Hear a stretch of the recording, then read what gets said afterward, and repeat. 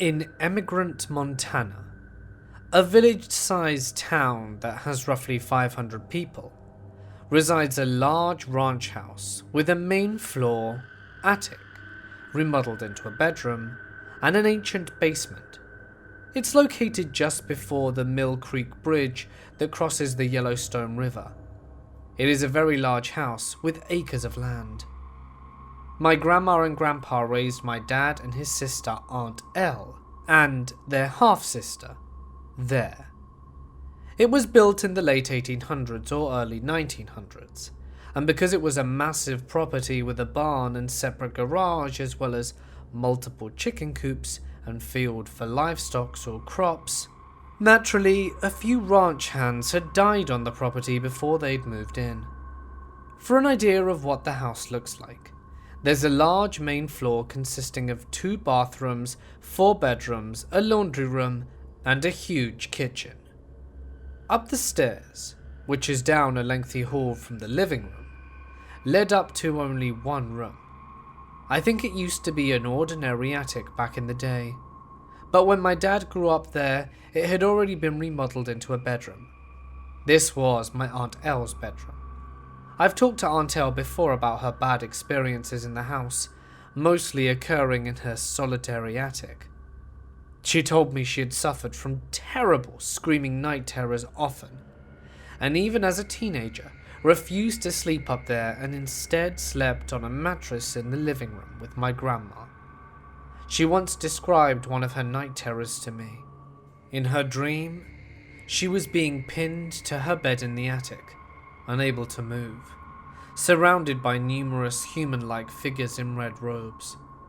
To me, this sounded like sleep paralysis, but she was thrashing around and screaming in her sleep, so it couldn't have been. Aunt Elle was pretty scared after that experience, and my grandma brought a small crucifix for her to wear as a necklace.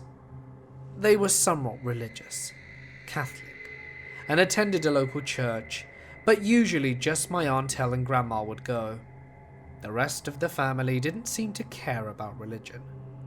But while wearing the crucifix, she found that the night terrors stopped, even while sleeping in her haunted room. She said it made a huge difference, and she was finally able to feel almost safe in her room, and everything was getting better. Aunt Elle doesn't know how, but she misplaced the necklace a few years later, and almost immediately, the terrible dreams and restless nights came back. It became so bad that apparently they had an exorcism, even though that might not be the correct term, because only certain priests are licensed by the Vatican to perform real exorcisms. But I'd call this a Montana village version of an exorcism. My grandma called on members of the church asking for help, after she became increasingly concerned with Aunt Elle's behavior, among other strange happenings around the house, like cupboards opening, objects moving, and strange noises. Many church members came to the house, including the pastor, and some drove for hours away to participate. They all stood in a circle in the living room and held hands, praying and attempting to rid the house of whatever was haunting it and the family. Aunt Elle says some people even started speaking in tongues. I find that part personally hard to believe, but I love and trust my aunt, and I'd like to believe it happened. Even with sage burning and crucifixes hung up on doors and a group of devout Catholics holding hands and chanting, the demonic spirits never left the house. The Montana-made exorcism had failed. There wasn't much my grandma could do.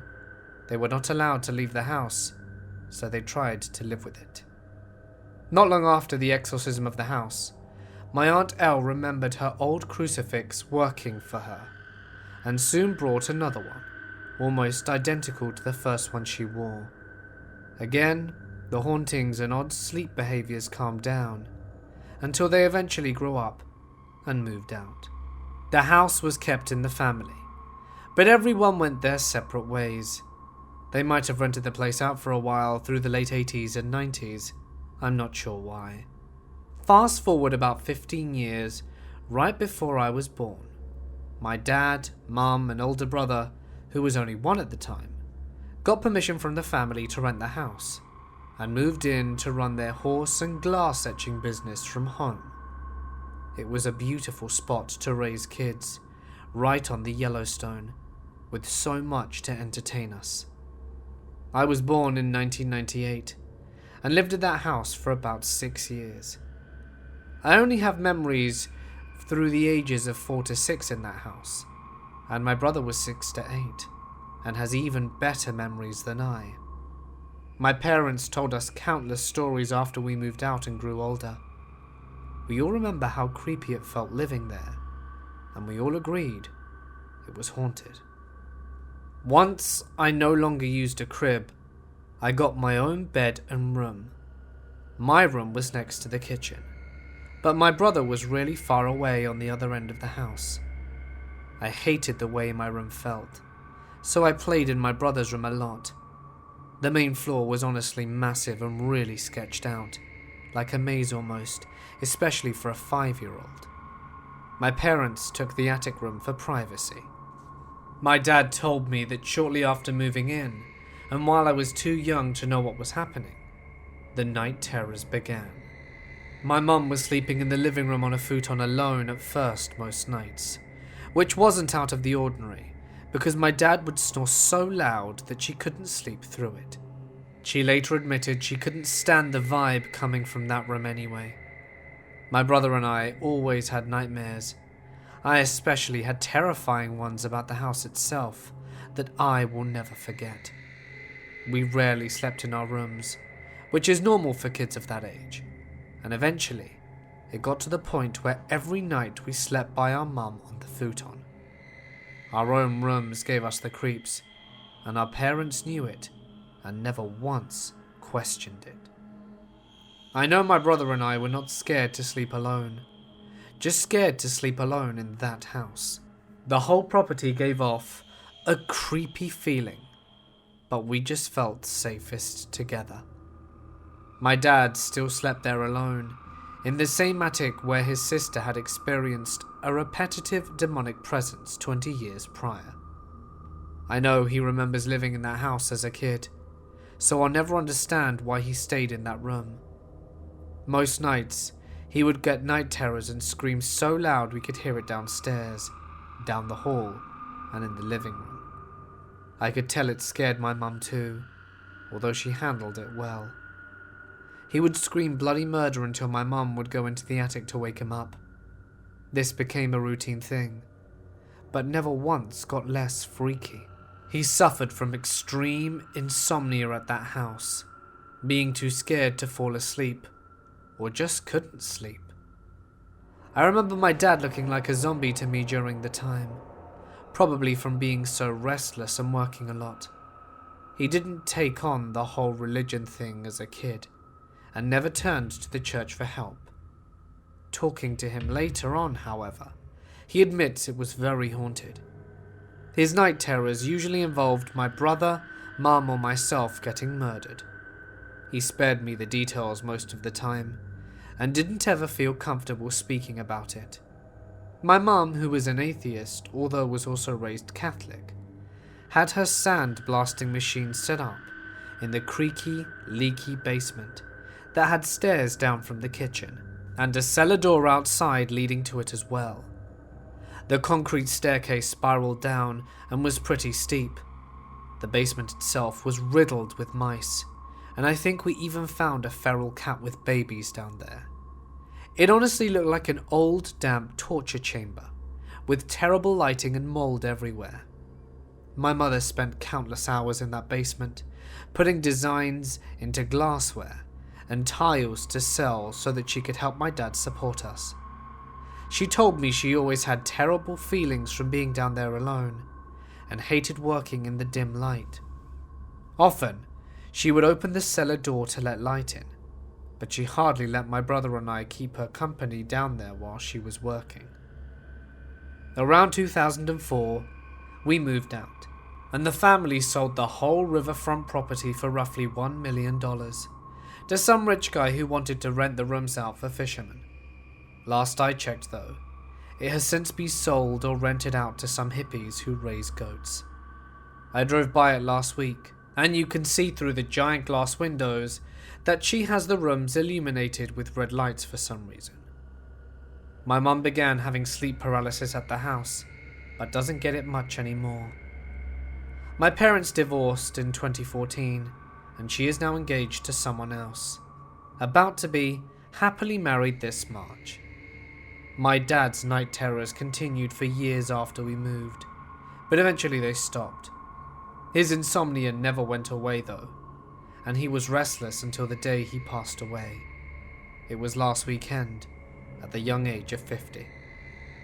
Since I was maybe 5, I've been having routine nightmares, crazy lucid dreams, and constant sleep paralysis, even though I live away from my family now, and in my own apartment.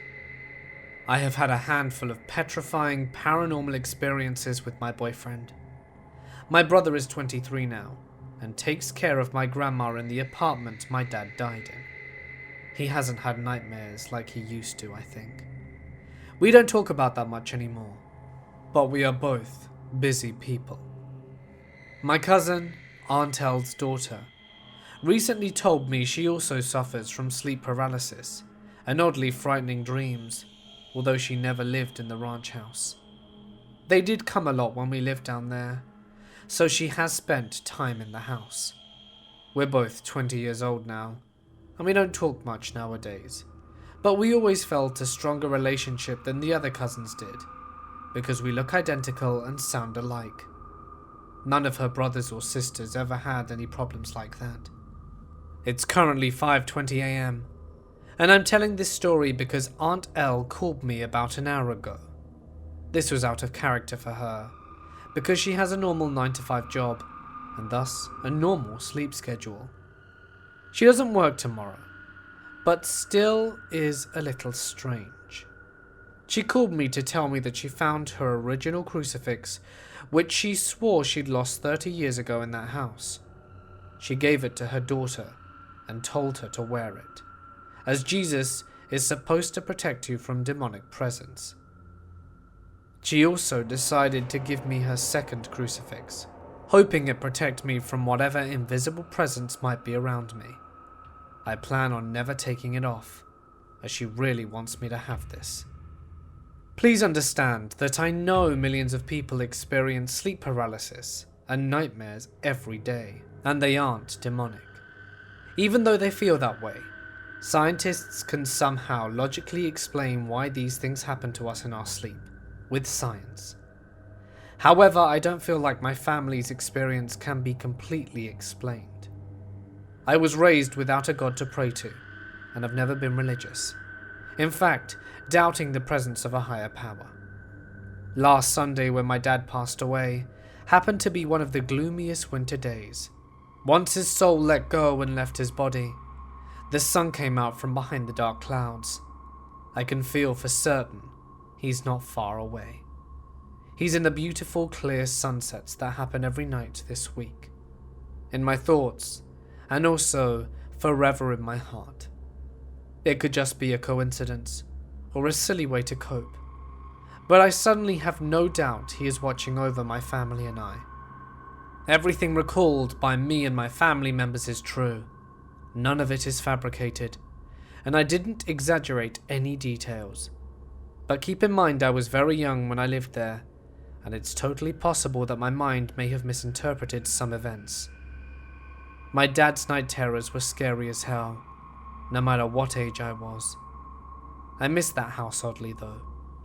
I had my first memories there with plenty of amazing ones to weigh out the scary ones. I'm still not sure if I believe in Catholicism or any religion, but there just might be lost souls walking around us. Dad, I'd like you to know that you'll never be forgotten.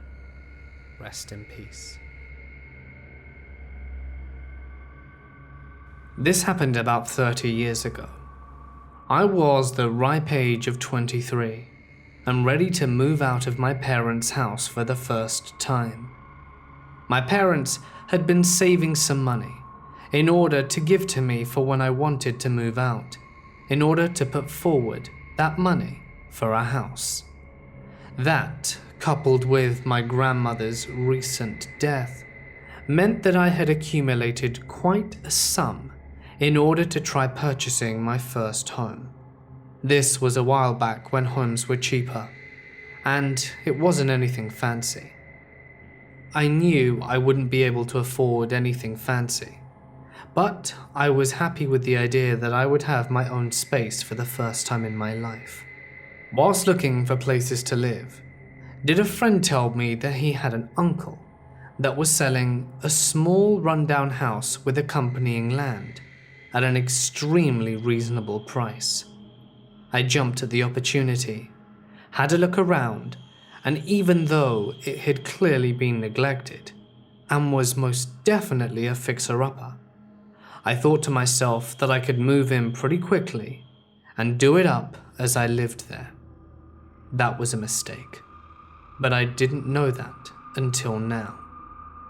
The house was quite run down, as I said before. Not all the windows would close all the way. Some of them were sort of stuck. The wood was peeling off, the locks didn't work, and the door was hanging on by its hinges. Those were also falling off. I knew it was a lot of work, and my parents were adamant that I should look elsewhere, but it being not too far from home, and still not far from the city, despite being a fair bit rural, meant that it was idyllic for what I wanted. The first 2 months were challenging. I ended up not moving out like I expected, leaving half my stuff there, and living back in my old room in my parents' house, which they weren't so thrilled about, as they wanted to sell and downsize, and they couldn't do that with me living there. But anyway, in the 2 months that I lived with them, I had saved up enough money to start making some serious fixes in the house and give it some much needed tender love and care. Over the following weeks, did a guy called Barry come over. He was a general handyman that the guy who sold it to me knew, and was helping me with the repairs at an also very reasonable rate. He and I seemed to be getting on quite well. For context, I am a female, and an only child. Not that that's important, actually. And I thought that we had a good connection, despite him being at least 25 years older than me.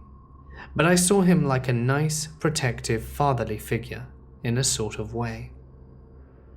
We got chatting one evening when he finished doing some adjustments to the locks, and then he started coming on to me. I suppose I was being a bit generous with the beer, celebrating how much progress we had made. And just by the eyes he was giving me, I knew his intentions were a bit more than what I had in mind.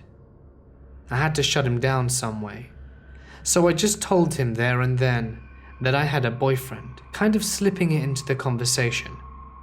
He went quiet when I made the pass-by comment, and kind of sat there, a little bit bummed.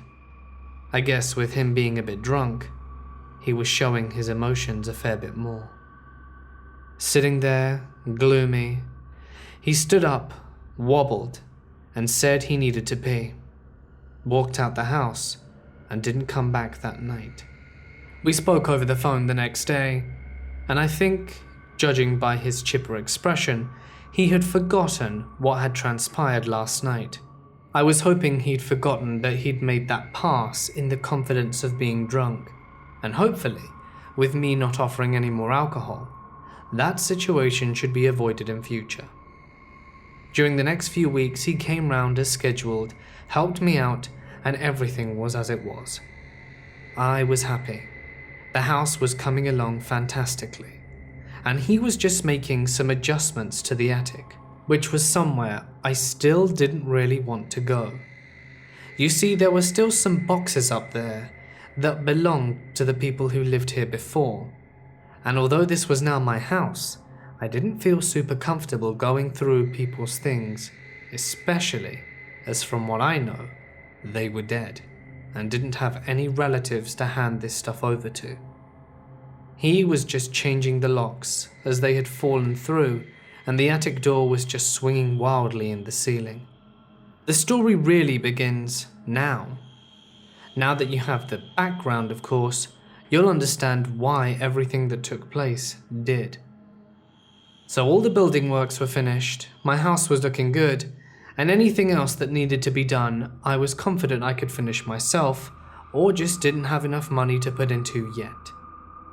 It was a typical summer's day, quite warm, and I had just finished work.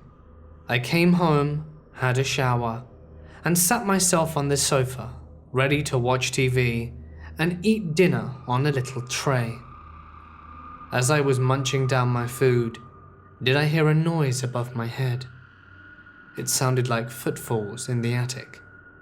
Bear in mind at this point I'd only been in the attic about twice, and had vouched not to go there until it was absolutely necessary to clean it out, or to put things in. These noises were freaking me out, but I told myself that there were animals that had probably gotten in, and tried to think of that. I kept on watching my show, but the noises persisted. Whatever it was that was up there didn't care that I could hear it, which made me more confident that it wasn't a person, and that it must be an animal. The noises stopped not long after, but the next morning I woke up, and one of the windows was slightly ajar. That was weird, I thought. I closed the window, telling myself I must have opened it while I was tired in order to let the air in, and then closed it at night, but obviously not well enough. During the next few weeks, I kept feeling uncomfortable, that someone was watching me in the house. It was a very unpleasant experience, and after a few more days of this, did I have the courage to tell my dad that I was feeling uneasy and ask if he could come over and look around. He did, and didn't find anything suspicious. That's when he asked me about the attic. I told him that I hadn't been up there, and he said that he'd like to take a look just to check. He went up, had a look around, and then let out a yell. He found newspapers, chips, all kinds of junk food up there, and was starting to get panicked. I came up, and that wasn't the worst of it. There were some Polaroid photos of me asleep, of me in the shower, all kinds of creepy pics. Someone had been up here. Someone had been taking pictures, letting themselves in and out of my house. I only just noticed that there were actually small holes that had been drilled from the ceiling down into some of the rooms, so that you could look down these little peepholes and see into my life. I was beyond horrified. It turns out that the toilet had this little plastic ceiling ventilation that you could quite easily pull up if in the attic, given where the hole was.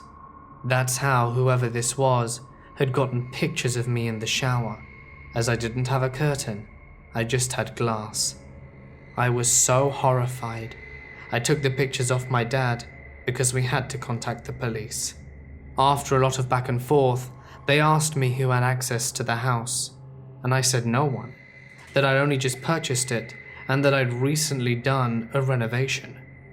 They asked if it were possible that someone who had helped me renovate may have a copy of the key, and that's when it hit me. I remember now that the handyman who'd been helping me out was the one who'd offered to put in all the new locks, and therefore it could be possible he had a key. I was absolutely horrified at the thought, and when they went over to his house to question him, he confessed there and then. Not only that, it was pretty obvious because he had more Polaroids of me just sitting on his kitchen counter. Well, case closed, I'd say. I didn't want to press charges. I just filed a restraining order, and fortunately, have not seen him again. I never felt safe in the house after that. I sold it after about another few months, and moved 3 states away. I couldn't live anywhere near him, knowing that he was in the area. A few years back, one of my best friends and business partner was and still is a single dad. His ex-wife was in and out of mental institutions for years, and he had sole custody of his 2 kids, a boy of 10 and a girl of 14. My friend had to travel to New York in order to oversee the multimedia setup for the auto show for the Ford display. I was back at the office with the programmers during the day and would stay with the kids each evening. Their house was a new 2-story rental in the woodlands of Texas. The development was built in a heavily wooded area just north of Houston. Weird stuff started to happen at night while I was there. I was watching TV with the kids when the lights would go off in the den. The light switch was on the other side of the room. I went over and the switch was turned off. I thought it was a problem with the breaker, or there was another set of light switches. But if there is another light switch, who turned it off? I flipped the switch on and the lights returned, so we went back to sit down. The lights came off again. I walked back and found the switch flipped back down to off. This disturbed me and went on for a while. I asked the kids if this had happened before, and they told me that every now and then the lights would go. So now I'm trying to act unconcerned in front of the kids. Suddenly, there was a loud crash in the attic. We went upstairs and opened the attic door to check. There was nothing there. It was completely empty, and thus no explanation of what had made the loud noise. I was thinking that there was someone else in the house. Their mother had showed up unexpectedly before at their old house, but she was in jail at the time, and supposedly did not know this address.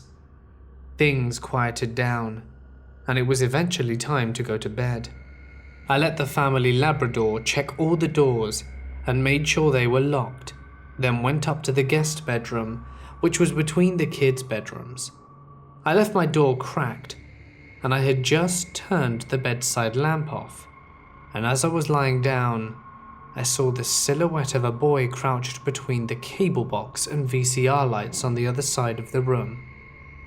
I thought the sun was getting ready to try and scare me, so I turned on the bedside lamp and said, "Gotcha," but there was no one there.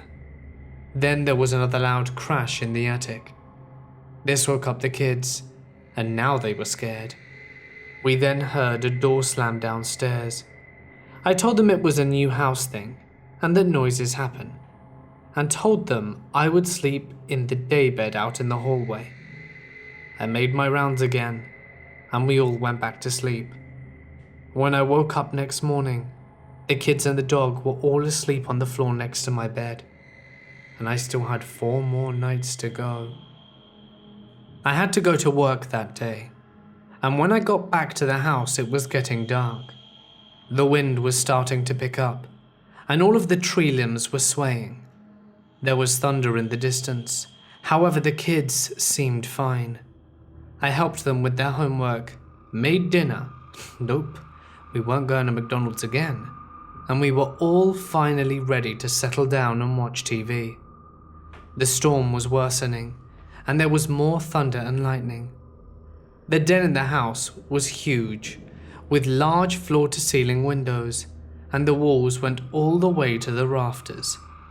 There was an interior balcony on the second floor that wrapped around 3 of these walls, and there was an exterior balcony facing the backyard. You could see through the upper windows out to the lower part of the outside balcony. So now the rain is coming down in sheets. The wind is blowing, and bursts of lightning. Suddenly, the daughter says she sees something moving out on the balcony.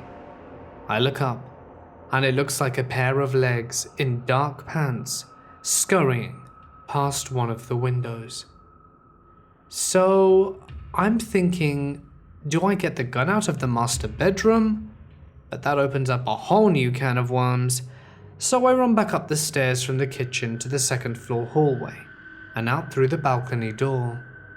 The wind is blowing cold rain right into me, and I get soaked, but I don't see anyone there on the balcony. I go back downstairs and tell them that there's no one outside. Shortly thereafter, I tell them that it's time for bed, and the son goes right to bed and goes to sleep. The daughter is afraid of storms, and the dog won't go in her bedroom, and her cat is nowhere to be found. I tell her I'll sit with her until she goes to sleep, and I bring a chair into her bedroom and set it on the left side of her bed. We talk about storms, and I tell her about being in a tent in the army during really bad storms, and how nice it is to be in a house for this one. We both fall asleep. There's a loud clap of thunder, a flash of lightning, and I see a dark figure of about 5 feet tall standing in the far corner of her room. I jump to my feet, but now I don't see anything. I don't want to wake her up, and carefully walk around her room to check the hallway, and slowly sit back down. I eventually doze off again, and later I hear a noise and started looking around. The cat is curled up on the foot of her bed, and the dog is starting to lay down at my feet. The storm has passed, and looking outside her bedroom window, stars are shining up above the tree line. I go lay down in the daybed out in the hallway, and just as I fall asleep, I hear the door downstairs slam shut. It sounds like the kitchen door to the garage. I go downstairs. The kitchen door to the garage, and front door are all shut and locked, and I start to walk over to the master bedroom suite, but something tells me not to go there. I head back upstairs and lay back down. What seems like seconds later, the alarm goes off, and it's time to start a new day. I have breakfast and go, and it was my turn to drive school carpool. This happened when I was 9 or 10. I was staying the night at my friend Catherine's for the first time. We met the summer before and were inseparable ever since. Cat lived in this old 2-story house surrounded by woods and dirt road. The house itself gave me an uneasy feeling when I first saw it. The shutters were falling off. The paint on the house seemed to be fading. It was an old piece of shit now that I think about it. But at the time I was excited. I remember walking in after I stared at the house for what seemed like ages. Surprisingly, the inside was a lot nicer than the out, so I pushed that uneasy feeling down and just shrugged it off as nerves. I remember the smell of the house. I can't pinpoint it, but it was different, like walking into a musty room. I started to walk around just to explore my surroundings, but noticed Kat's mum watching me. I simply smiled and waved, but she stood there staring at me wide-eyed.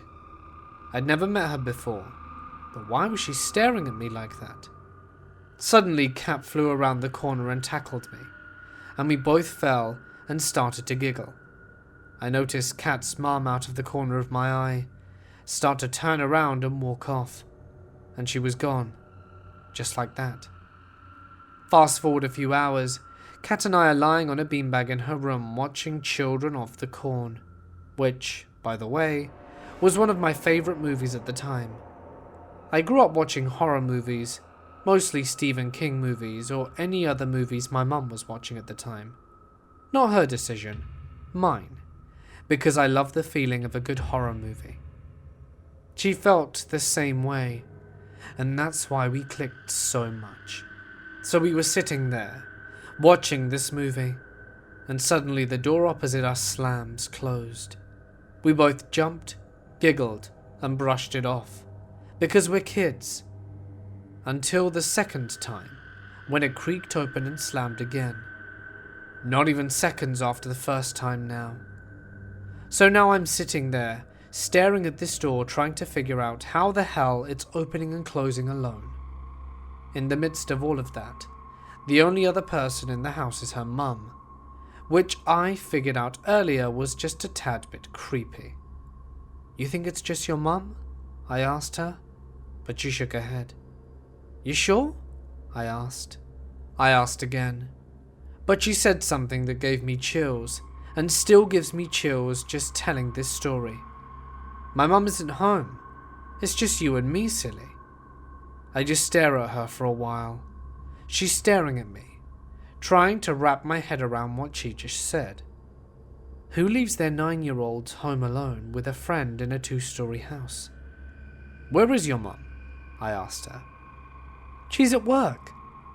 I giggled, thinking she was trying to trick me. "She's at work. She only works for a couple of hours, so she leaves me here and she trusts me," she says. At this point, I was just looking at her, and she notices this look of worry on my face. "What's wrong?" she asked. "If your mum's at work, then who was the lady staring at me earlier?" As I said this, we hear what seemed like footsteps at the door, but thinking about it now, it sounded like shuffling in one spot above us. I'm completely scared at this point. Every hair on my neck is standing out, and I just want to leave. I start to get up, when Kat pulled me back down and asked me if I heard that noise. I nodded. It was silent again, until the footsteps were back but louder and faster. We both stared up at the ceiling and she grabbed my hand. "This happens every day," she whispered. I looked over at her and could truly see the fear on her face. The footsteps stopped, and she looked at me, her face flushed white.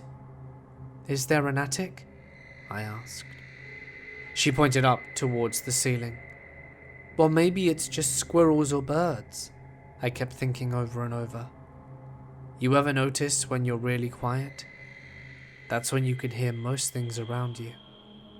Imagine if you're sitting in a house with your best friend, alone, at 10 years old, and you hear the giggle of a 3-year-old child. Mind you, she has no younger brothers or sisters. We are completely alone. Kat was just as scared as I was. I remember thinking I just wanted to get out of this house, just grab her and run to the door. At least we would feel safer and less scared outside the house than we would be inside of it. "Want to hear a story?" Kat asked, pulling my mind back into reality. I nodded. "Well, this house used to be a daycare. There was this lady that would watch the kids, and one day she just locked them in the attic and then hung herself from a rope in the kitchen. They all died because the kids were hungry and thirsty, and no one found them for months after. In this house." My heart started to pound, my eyes wide with fear, and I just looked at her. "It's true," she said. "I've seen them, the little kids, every day. But I've never seen the lady. But you have." After she told me this, I don't remember much else but running out of the door of her room and making it outside. She followed, begging me to stay, but I just had to get out. My stomach felt like knots. I felt like I'd walked into a horror movie myself and just wished this had never happened. Fast forward, years later. That day was the last day I had seen or heard from Kat. I remember what she looked like. I never remember meeting her parents or seeing them out in public. I'm 27 now, and I can't seem to find any proof that she exists. All my friends that I was friends with then, I'm still friends with even now. But why not her? I drove by that house maybe 15 times, and still wonder, was she one of the ones that never made it out? As a young kid, I grew up in the South, primarily Fort Worth/Dallas, Texas, and Montgomery, Alabama. It's important to point out that any kids mentioned, including myself, had not been exposed to the bogeyman or any bump in the dark concept that may have spurred this situation until it was already happening. We lived in multiple homes, all of them on the fringe of suburban development, where my parents would commute, but still in the country. My parents were both raised on farms and didn't want me to be a city kid entirely. All of these small homes, while we lived in the south, were adjacent to large ranch pastures and cotton fields that would give way to more countryside. It was commonplace to see all kinds of critters, from rattlesnakes to tarantulas in the front lawn. I'm not sure if the rural Gulf Coast region is significant, but I thought I'd make a mention of it, as it may help someone narrow this down as what was going on. Anyway, I was an only child, with a mother who stayed at home back in 92 to 95. My mother is an elementary school teacher and really pushed reading and writing on me at an early age. I was crudely but frequently reading before I was 3. Mostly picture books and Dr. Seuss, nothing too complicated. Reading is significant for me to bring up with this experience, since it exposed me to this thing through a little habit I had in relation to my reading. I had this awesome animal skeletal book back then. In the book, the diagrams of the different skeletons would glow in the dark, so I got into a habit of charging my book. Then, alone, I would go into a closet or cupboard and view it in the darkness. This became a way for me to have privacy as a kid, and began as something that was very enjoyable for me. I would take a flashlight and read my book in the dark. The sensory deprivation would help me focus or calm down. Just sitting in the dark alone with a book and my imagination. Not seeing my hands in front of my face was a very novel phenomenon at that age. I'm explaining this since I want people to understand I was extremely comfortable as a toddler/kid to be in the dark and to be in there alone. Sitting in a pitch black room was synonymous with fun for me. The first memory I have of that changing was at the first house.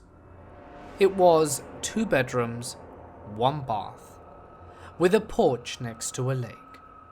It was very cozy, and something right out of ideal Southern Americana. I remember reading Harold's Purple Crayon by flashlight one afternoon, and lost my concentration because I had an overwhelming sense that the atmosphere inside the closet had shifted. I remember the fondness back then for the ambient silence and jet black space. The only sounds perceived were muffled noises from my parents or appliances through the walls. Instead, I vividly remember a claustrophobic smothering feeling weighing on me, and a heavy ringing in my ears. My neck felt flushed and hot, while hair all over my body stood up on goosebumps. Eventually I became enveloped in the overwhelming feeling of paranoia, and fled the closet crying and pitching a fit. I can't remember what happened in the closet. That really bothers me. My memories from this time are clear, leading up to and after I was inside the closet. I remember my parents calming me down by reassuring me that I loved playing in the closet and that I must have let my imagination get the best of me. For the little time left that we lived at that house, I became increasingly more skittish, but only around those closets. But I would still sleep soundly in my own room overnight.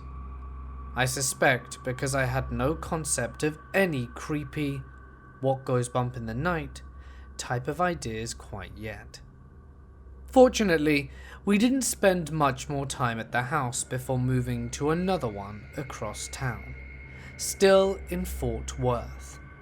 The new place was a 1-level duplex, with 2 beds and 1 bath. The neighbours in the other half had 2 daughters around my age, and I would go on to stay in touch with them in later life.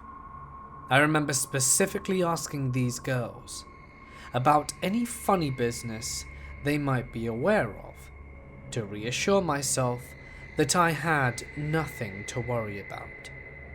The recent events really had shaken me up, and adults disregarded these concerns.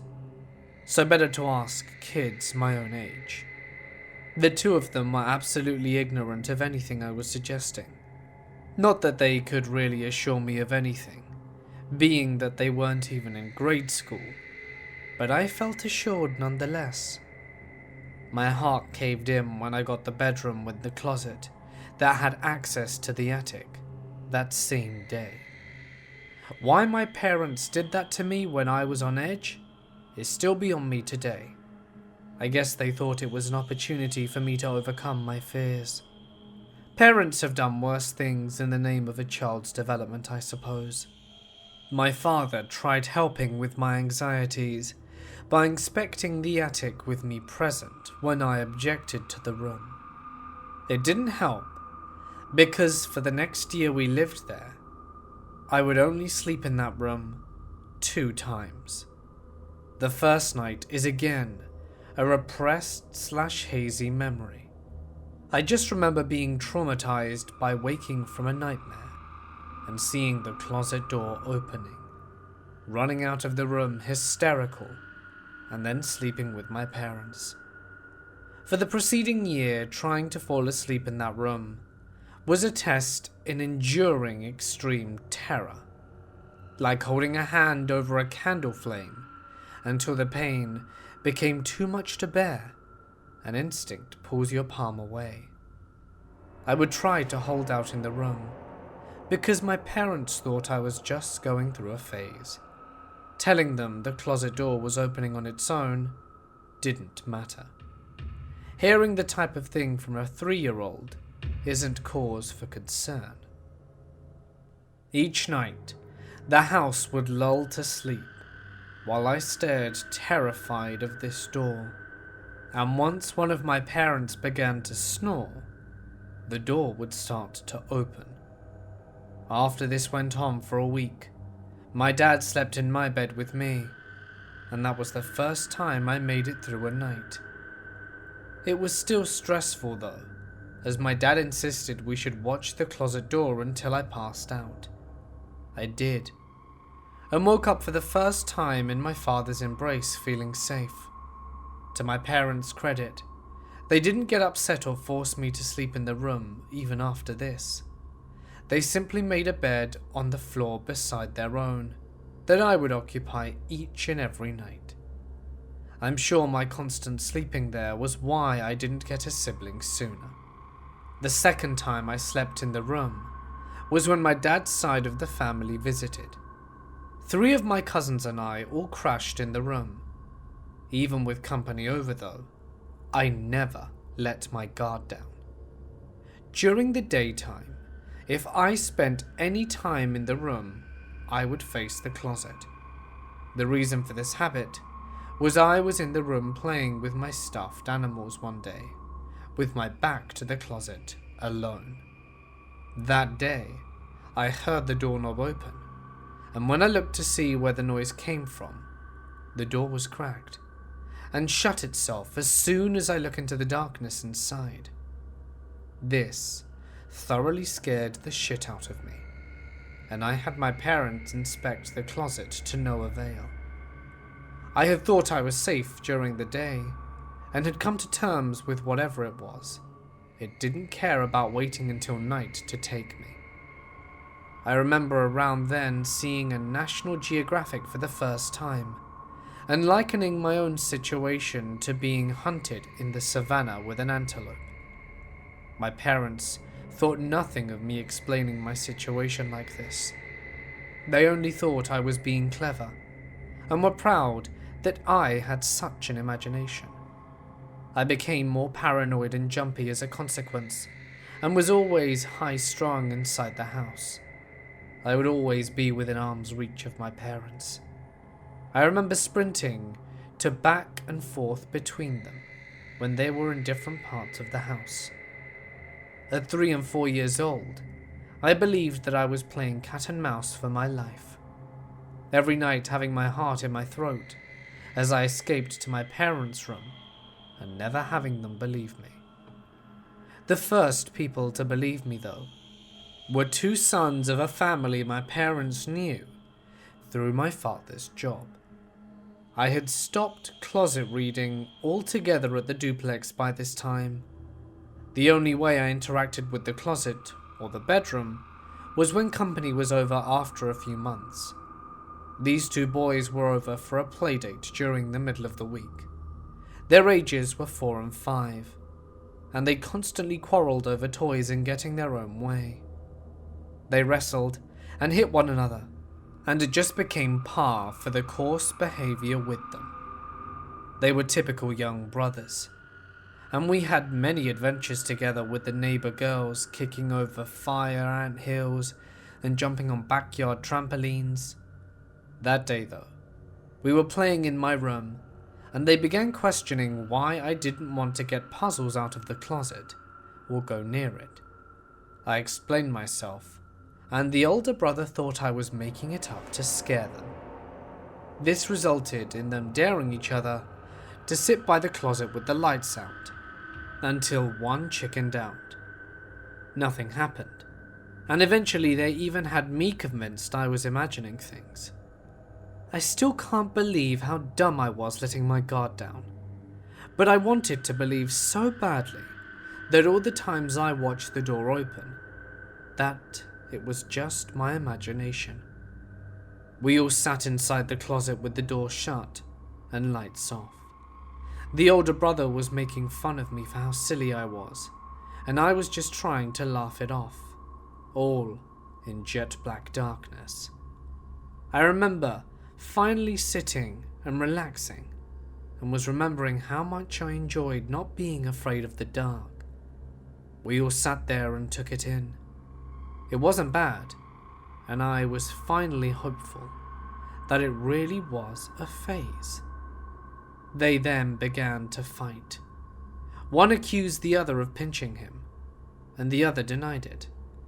The younger, a moment later, again demanded his brother stop messing with him, and again the older claimed he hadn't touched him.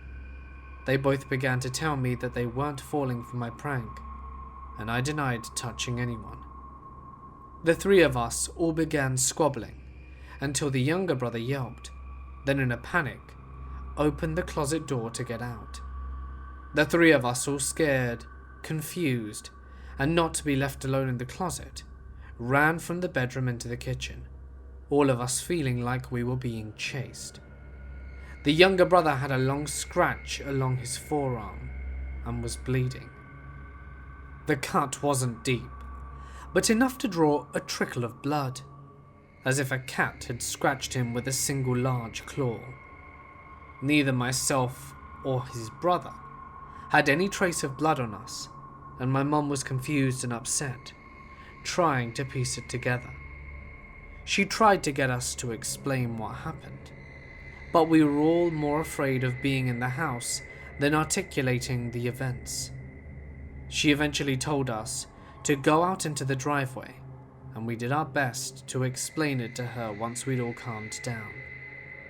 She didn't believe it, of course, and their mum ended up grounding them once they got picked up.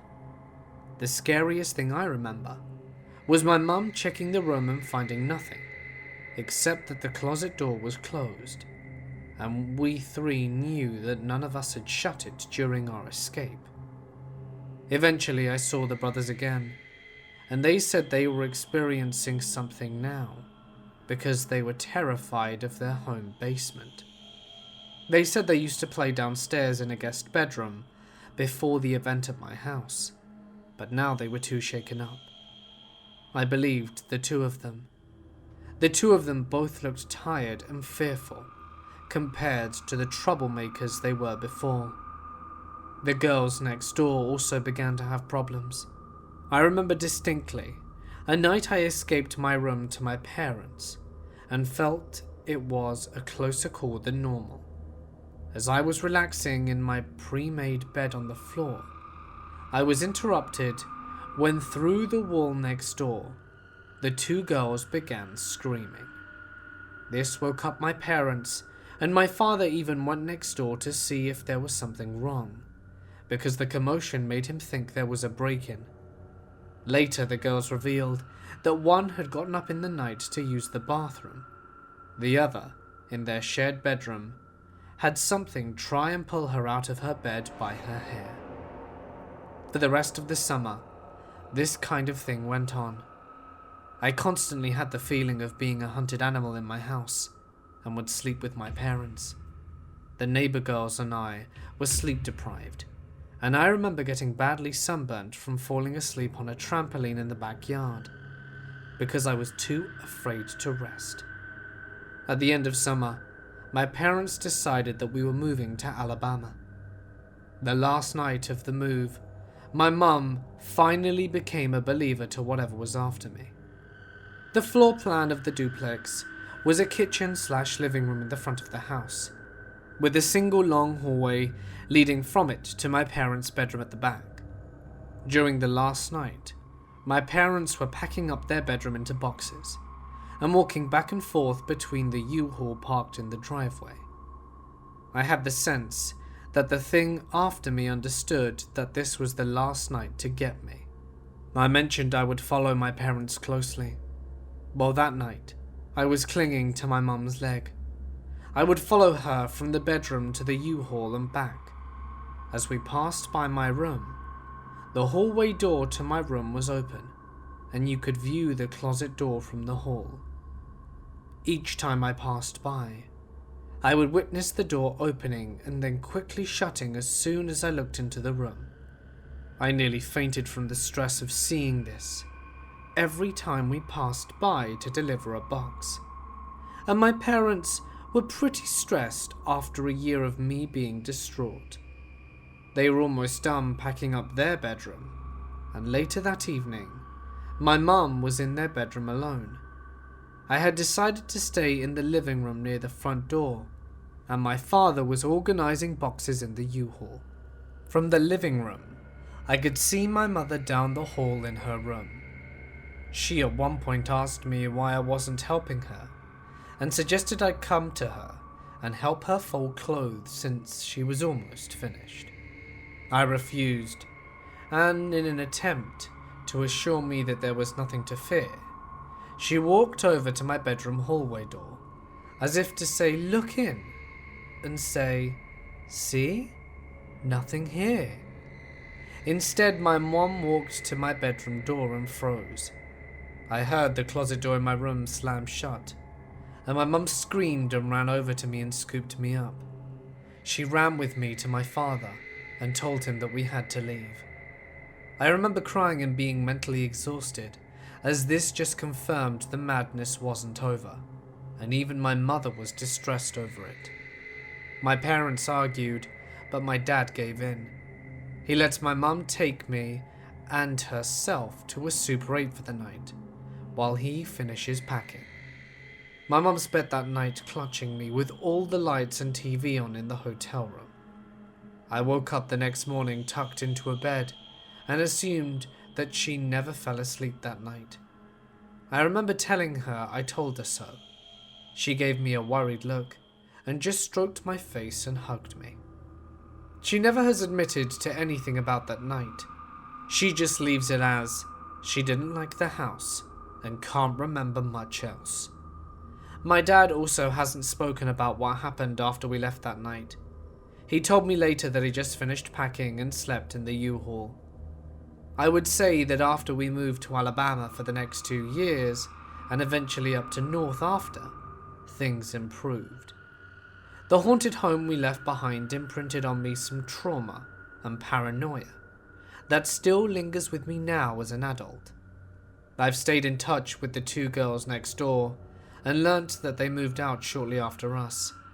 They said the kids that went to school with them in Dallas had similar experiences about the closet/attic monster that would also torment them.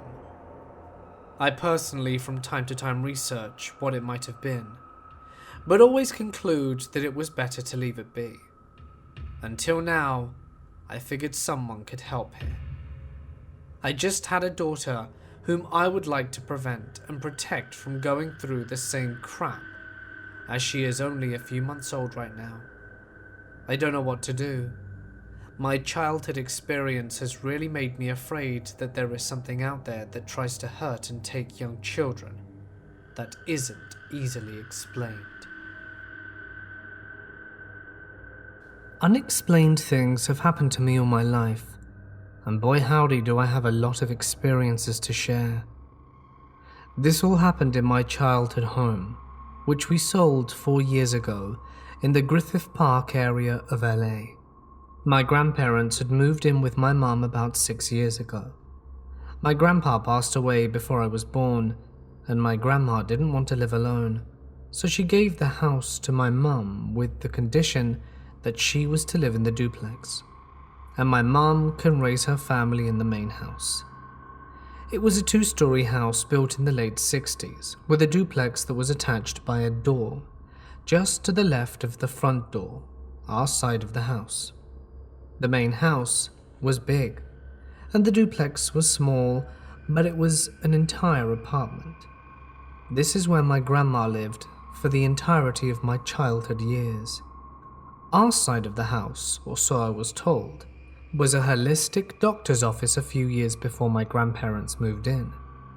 The doctor worked out of the duplex, which functioned as his waiting room and exam room, and he lived in the main house along with 2 or 3 live-in nurses that worked for him. My family decided it was best not to tell me this info until my late teens, after which I had had multiple strange things happen to me.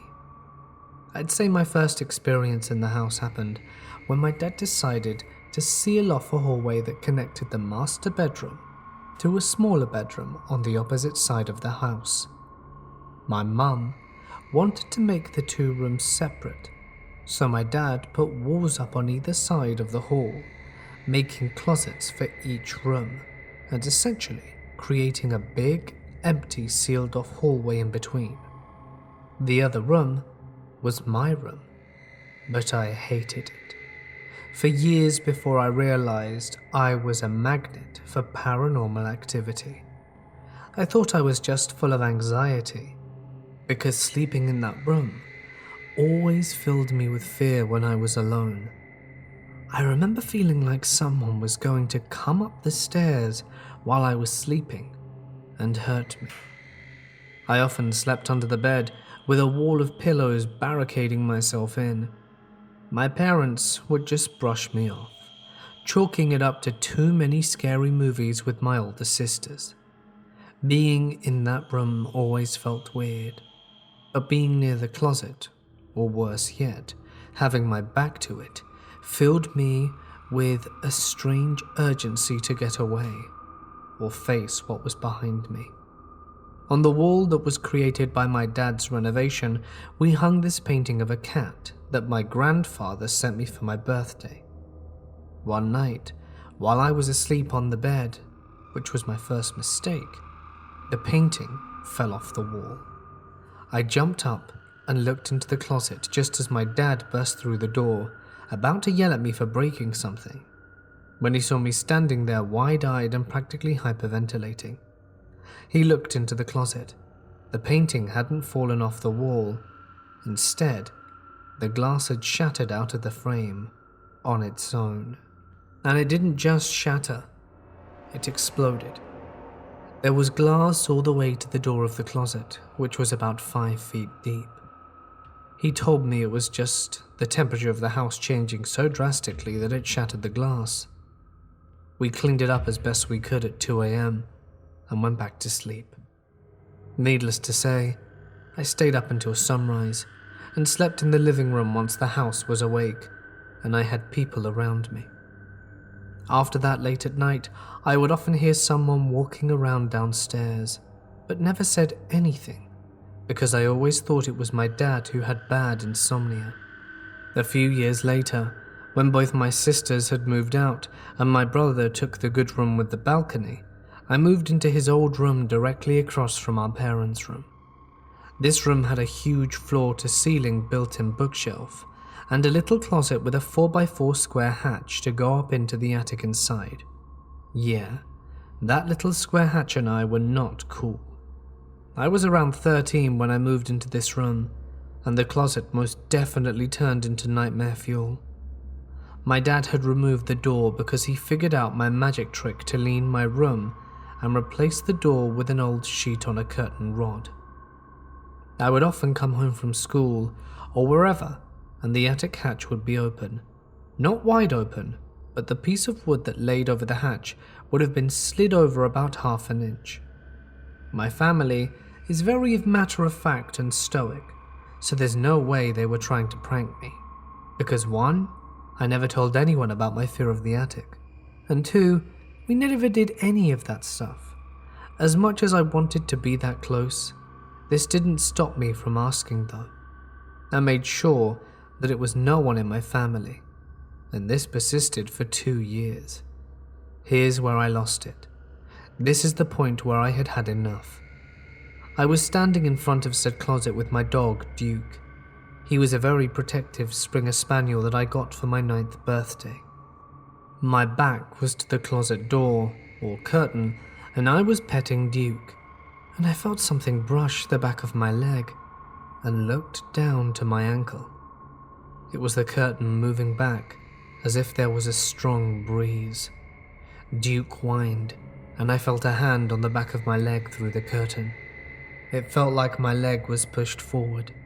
So with that momentum, I took a step and ran. I ran through the house with my dog at my heels, crying and shouting for my dad. That didn't help much. He set me down and told me his paranormal experiences in the house. He had seen one of the nurses walking through the house at 2 a.m. when he was sitting in the kitchen reading. He looked up from his book to contemplate something, and saw who he thought was my grandmother who needed a walker, because she had a broken hip about 6 months prior to this, standing in the doorway. She was in a long nightie and looked bewildered that I was sitting there, and kept walking past the door. He figured that maybe she needed some air or wanted to let the dogs out into the yard, as the dining room had big French doors at the opposite end, which led to the mudroom and backyard. She didn't say anything, and because he didn't see her go back inside, and because he started making some toast or something. Anyway, it was around 7 a.m. when he heard her through the wall. He went to check on her and see what she needed earlier. Maybe it had startled her and she didn't have a bra on or something, so she didn't want to speak that early. She told him that she had been sleeping since 1 a.m. and had just sat up in bed as he walked in. There's no way it was her standing there. It must have been one of the nurses that died there, and was so shocked that he was looking straight at her. So, there you have it. Every summer, I go upstate to a little retreat called my grandparents' house. It's a nice pad, a big place with lots of rooms, in the middle of nowhere, and it's pretty quiet for the most part. It's pretty much in the middle of the woods, and our nearest neighbour is quite a way down the road. There's plenty of space in that house, with 4 bedrooms, 2 bathrooms, 3 floors, and an attic. My grandparents never ever use it, and I basically got the basement all to myself. It was a sweet setup. There was a bathroom, a fridge, a television where I play my games console, and a comfortable couch to lounge around all day on. It's the perfect retreat to relax and unwind in peace, when I wasn't running around exploring the woods, of course. It was a typical Friday afternoon for me. I'd just gotten done work around 5 p.m, the most tiring part of the day where the sun is shining, and I'm tired most. I'm ready to unwind and settle down for the rest of the night, when my grandparents inform me that they're going out to catch a show with friends, and have dinner, so they'll be back later. I was stoked to hear this, as I love having the house to myself, especially after a long day working. After ensuring everything is off and all the doors are locked, I see them off and order a pizza. After it arrives, I retreat to my little man cave in the basement and lock the door so if I fall asleep, my grandparents won't wake me up if they decide to check on me when they arrive home. Everything was going pretty great. A few hours pass at this point, and the sun is completely down, concluding a very lazy Friday afternoon. It's roughly 10 p.m, and I'm in the middle of watching my show when I hear the floorboards creaking upstairs, the signal that my grandparents have returned home. It sounded like there were 4 sets of feet instead of 2, so it was a safe bet that they brought their friends over for company, which was pretty common. I hear chairs creaking and sounds of conversation, so I turn up my TV and lounge back. Before I knew it, I'm drifting off to sleep, and just as I thought it would happen, I hear the doorknob above jiggle. I just ignore it and relax. After about 2 hours of peacefully laying there, I decided to call it a night and head upstairs to my real bed. It's midnight now, and all quiet up above, so I assume everyone has gone to bed already. I get up from the couch and head upstairs to the first floor. I unlock the door, and a few of my kitchen lights are on, as well as the TV, but for some odd reason it was muted. I figure my grandma was possibly in the bathroom and was wrapping up her show or something. So I left everything on and walked over to the stairs to the second floor. This is when I realized something wasn't right. From the downstairs you can see the doors to every room. At night, when my grandparents are asleep, they usually keep their doors closed, or obviously the bathroom door closed if someone is using it. When I looked up, however, the upstairs was pitch black, and all I could see is every single door open. I called out upstairs, but I didn't get any response at all. In fact, it seemed as if this house somehow grew more silent. I walked over to the front window and looked out. Not a single car was in the driveway. I was the only one home. I called my grandparents to check in. They were still out, and they let me know it would be a late night. I asked them if they had stopped at any point back home, and they hadn't. Nobody had come home since 5. We weren't expecting any visitors either. The entire time, it was just me, in the house, alone. But I knew that I'd heard something upstairs, so I called upstairs to them. I checked around the living room as quietly as I could, knife in hand, and I refrained from calling out the police like a total idiot. My grandparents even offered to when I told them about the situation, but I opted not to. I silently checked the doors. They were all still locked, and I checked the windows. They were locked too. I sat in the living room and listened hard. It was just silence. After about an hour, the front door opened and my grandparents were finally home. Their presence calmed me down a lot. We searched the rest of the house and there didn't seem to be any sign of a break-in. There weren't any other incidents after that, and my grandparents had actually moved since then. I wasn't really able to sleep well in the house after that night. It always felt like I was being watched. Always. To this day, I'm not really sure what it was. The reason I'm sharing this with you now is because one thought dawned on me. We never did search the attic that night, nor did my grandparents ever go up there. There was so much space in the house, there was never any reason for us to. But maybe, just maybe, somebody else did. A comforting thought to have was when the entrance to the attic was in fact in my bedroom. The first time we had an inkling that there was something in our room/hall, I had gotten up to go to the bathroom to have a coughing fit, so I wouldn't wake up my roommate. I came back, pulled out a cough drop, and sat in bed, staying awake and chewing on the cough drop, as I didn't want to choke in my sleep. As I'm sitting there, I hear 2 very light knocks on the door, like someone knocking with one finger or knuckle.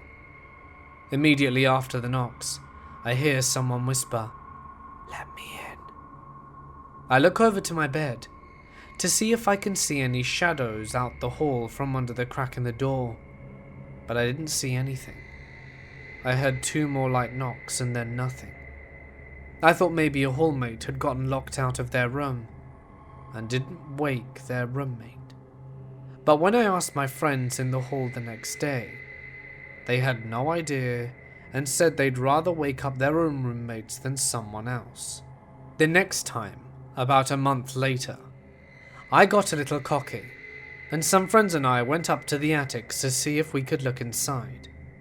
The woman who keeps our building clean tells us that there's a ghost up there, and there are crosses drawn on the inside of the windows, and some are taped up, so that no one can see inside.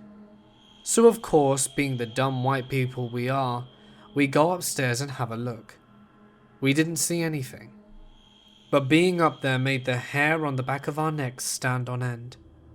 That night, and for 2 nights after, my roommate and I couldn't sleep for shit. Even though we were dead tired from our workouts, we couldn't fall asleep. We both blame it on the ghosts, but neither of us are really sure. The 3rd time, about a month and a half ago, I woke up, facing the wall with my back to the rest of the room, to the sound of someone very quietly opening the dresser drawers. This went on for a few minutes, and I figured that my roommate was getting up early to leave and didn't want to wake me, so I went back to sleep. But I woke up at 7, and she was still in her bed. When she woke up later, I had asked her if she'd gotten up and opened some drawers. She looked at me and said no. Ordinarily, I'd blame it on sleepwalking, but she never sleepwalks. Never. I'm usually the one who talks or moves in their sleep, but she never has any history of doing that at all. The most recent time was just last night. My roommate's mum was in town, and she went to sleep with her in a hotel, so I was alone. I woke up at about 2 or 3 in the morning to the sound of glass being slammed on. I heard someone pacing around the room, and I heard someone sit down and start chewing. I stayed perfectly still, scared shitless, and trying not to make any sound that would indicate me being awake. Eventually I heard more pacing, and then I'm pretty sure I stopped hearing anything. I let my body relax after being held stiff as a board for about 10 minutes, and I eventually fell back to sleep. I ended up having nightmares that someone had crawled all over our walls, destroyed our room, and hung up creepy signs saying things like IGKYN, OID, and other stuff which subconsciously decided to translate "I'm gonna kill you next" and "OP is dead." I'm 100% confident I was fully awake for these encounters. It started out as kind of cute and fun, and I loved telling people about the ghost in my room. But after last night, I'm kind of terrified. I've never felt that scared in my own room. This story is very twisted. It also took place at a neighbour's house. The neighbour's nanny is a very kind-hearted old woman who has been babysitting and looking after the neighbour's kids and their large family for about 10 years now. She's a wonderful old lady who doesn't mean harm to anybody. She's also good friends with my mother, as in some days when my mother is sick or something, the neighbour's nanny will come over to babysit my younger brother. She told me this story one day when she had come over to look after him, when my mother had gone out to the city to visit my grandparents, as my grandmother was very ill and it was an emergency. She told me that strange things had been happening in the next door house. One night, the mother of the house woke up to someone banging from the backyard porch, almost as if someone was stomping. She was pretty scared, and since her husband was out of the country that week, she, along with the nanny, went out to check what was going on. Now bear in mind, Nanny used to sleep in on those days when the husband was out of town, and the mum and her little kids were alone at home. So basically, the nanny went out down the first steps and behind her followed the mum. And this is exactly what she told me. She walked down the steps towards the glass back door, and she pulled back the curtains to see a super old man with a white beard, all the way down to his elbows, standing there looking at her. He wore white clothes and had a plain, dead expression plastered on his face. Trust me, every bit of it is true. She screamed, let go of the curtains, and the mother, who was still tailing behind, came rushing. But when they both pulled back in order to check, to the nanny's utter shock, there was no one there. After this event, the mother made sure that she, the kids, and the nanny all slept in one room until the father came back from his business trip. Fast forward a few days later. The father had returned, the kids were at school, and my mother and the nanny were cleaning out a musty old closet in the attic. There were quite a few old boxes and dusty old bags being kept up there, with stuff like old pictures, clothes, or children's toys and souvenirs. Now, this closet that they were cleaning was high, so the mum used a stepladder in order to elevate herself so that she could easily look inside and take things out. Basically, the mother was up on the ladder cleaning out the closet, and frequently tossing down dusty boxes and bags in order for the nanny to start looking at. Anyway, one by one, Mum was throwing out dusty cardboard boxes full of old toys or clothes packed away long ago, when she came across a small box. Surprisingly, it was packed up in fresh tape but smelled really bad. It seemed practically empty, as it was very light. Mum peeled away the tape and opened the box and peered inside. That is when she screamed in horror and threw it to the floor and began to cry. The nanny, who was standing below, watched as the box fell to the floor, entirely unaware of what was inside. She slowly stepped forward and took a look inside, and there was a doll, who she later found out used to belong to the mum, and it was very precious to her since a young age. The doll just lay there in the box, but on its plastic neck, someone had used a knife to make slashes and cuts.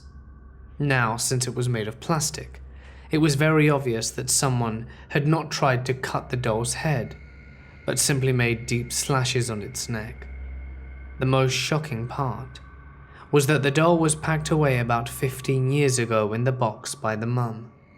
She loved the doll, and it held many childhood memories, but she didn't want to throw it away, so she packed it up. And literally no one had entered the attic for ages, as it was upstairs and only had old, unimportant boxes. I don't know if the doll was linked to the old man, but it happened within that very week. So that remains a question unanswered. How did the doll get those slashes when it was safely tucked away and no one can touch it? And who on earth was that old man? I am a 21-year-old female from Europe. I live in a semi-big town behind the local cemetery. Now, I've always had experiences before with the paranormal since I was a child, like seeing apparitions at night, feeling presences and seeing spirits in my dreams. They didn't happen all the time, but enough for me to know that they were real. I also have a few friends that have a sixth sense, if you want to call it that have helped me through the years with these experiences. These experiences have become less as I got older, especially when I started university. But I can still feel presences when they appear near me, although I have never been able to see them or talk to them when awake. I did meet them through time to time in my dreams though. I didn't talk to them a lot, depending on what the dreams were about, or if I knew that I was dreaming. But I remember them being in those dreams because the feeling of their presence always lingered for a bit after I woke up. Over the past 6 months or so, I've been trying to pay more attention to my sixth sense and try to train it, as I always thought of it as an essential part of myself, but could never really bring myself to train it properly, because I was scared of seeing things like in horror games, or making a mistake and accidentally getting the attention of a bad spirit. As far as I've known, my house has never been haunted. It isn't that old either, maybe 25 years, and we have been the only residents, but I start to get paranoid when it gets dark. My room is in the attic, while all the other bedrooms and whatnot are on the ground floor, and we don't have a basement. And when I walk through the corridor up the stairs at night, I always feel like I'm being watched.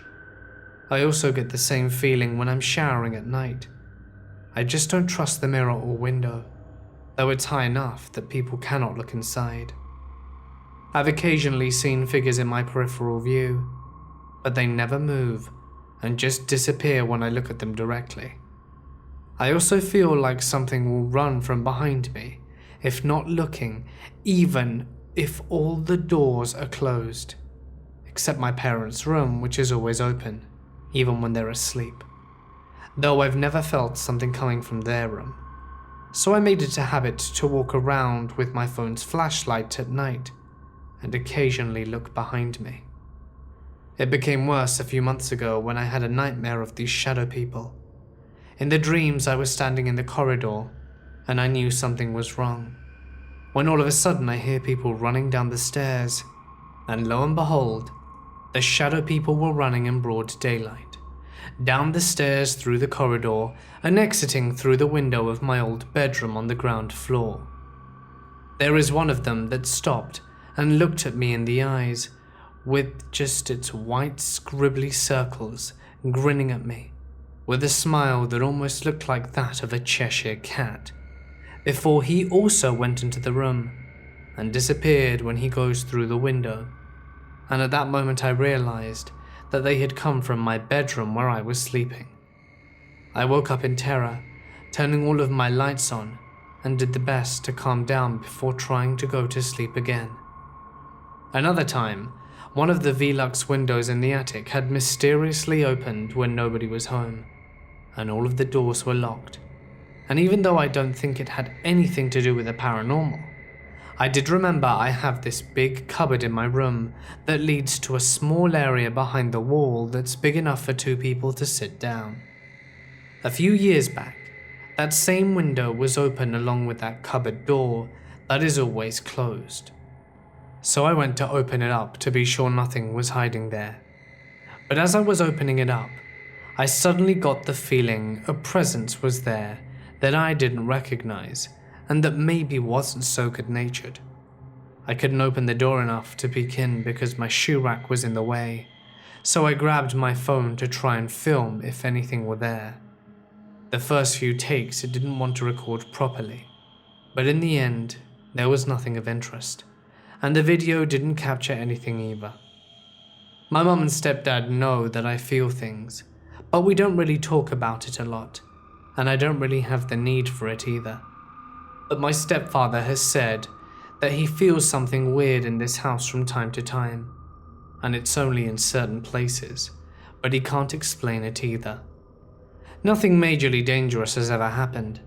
I don't think I'm in danger, but I wanted to know if any of you guys have experienced something similar, and how you can get rid of shadow people. There was one time around 2011, when I was 17, and we rented a house with my parents and grandparents in Corsica, which is an island south of France, for a week. to enjoy a summer vacation. It was a one-story house with a sort of attic. A bit old school judging by the decorating, but overall really nice, with a lovely view on the nearby beach. My room was in the attic, which was all good, carpeted with a bit of furniture and a small window, and you had to climb a ladder and go through a trapdoor in the pantry to get to it. Sounds a bit weird when you say it, but it was a sweet place, and as a teen I enjoyed the privacy. The first night I didn't sleep well. I had nightmares which I couldn't remember and was overall agitated, and woke up more tired than before. I brushed it off as coming from the heat or the general setting of the place. Nothing really out of the ordinary, even if I'm usually a fairly sound sleeper. The second night, I had been sleepwalking. I woke up down in the pantry, my heart beating like crazy with no idea why I was out of bed. It happened once or twice before, and a few more times since, but that wasn't really common for me. A bit unsettled, I went back to bed and had trouble to sleep again. But the next morning, I hardly had any memory of it and brushed it off once more. The third night was too much. I felt like I hadn't slept at all, even if I must have, as I was laying in bed trying to fall asleep for a while. I had that weird feeling that someone was watching me. I checked the window for no real reason, as it was too high for anybody to be there, then closed the trapdoor going down to the pantry. I actually locked myself in. As I went back to bed, the feeling persisted, and when I looked around, I had the certitude that someone was in the room, watching from somewhere in the dark. I remember turning the lights on and finding nothing. Since I was pretty scared at that point, I left the lights on and probably eventually fell asleep. I woke up sometime later in complete darkness, and someone was at the end of my bed. A silhouette watching? I completely lost it. I started to breathe heavily, and with my eyes wide open I saw more silhouettes emerging from the dark corners of the room, getting closer. I couldn't take my eyes off them, feeling like if I did, they would grab me. I couldn't move either. I couldn't decide what I should do. Scream at them? Call for help? Run for it? I eventually went for the trap door, struggled to open it, and fell my way down the pantry, closing the door after me, and made it to the living room. I was standing there half naked and completely freaking out, trying to figure out what to do. I could wake up my parents, but to tell them what? That some creatures were in my room? That wouldn't do. I checked the doors and windows were locked as usual, so no one else would be there. I ended up on the couch and fell asleep there as dawn broke slowly. My family found me in the morning, and after that, I told my parents I wouldn't sleep alone anymore. Aged 16 or so, I'd rather sleep on the floor at the end of their bed than up there in the attic again. They never questioned it, figuring that something happened, and I could swear on my life that I was wide awake. I kept telling myself that because it felt like it. I've never been more scared in my life. I'm not sure I can stress that enough. I told a few people about it who said that it must have been sleep paralysis. But was it? It was so real and vivid, and has never happened anywhere else. And I wasn't feeling stuck in the bed or as if someone was on my chest, which is what I've heard from other people. This place was weird. This room was weird. I didn't get back up there for the whole stay. My parents had to go up and collect my things. I never figured this one out, and never had such an intense and vivid thing happen again.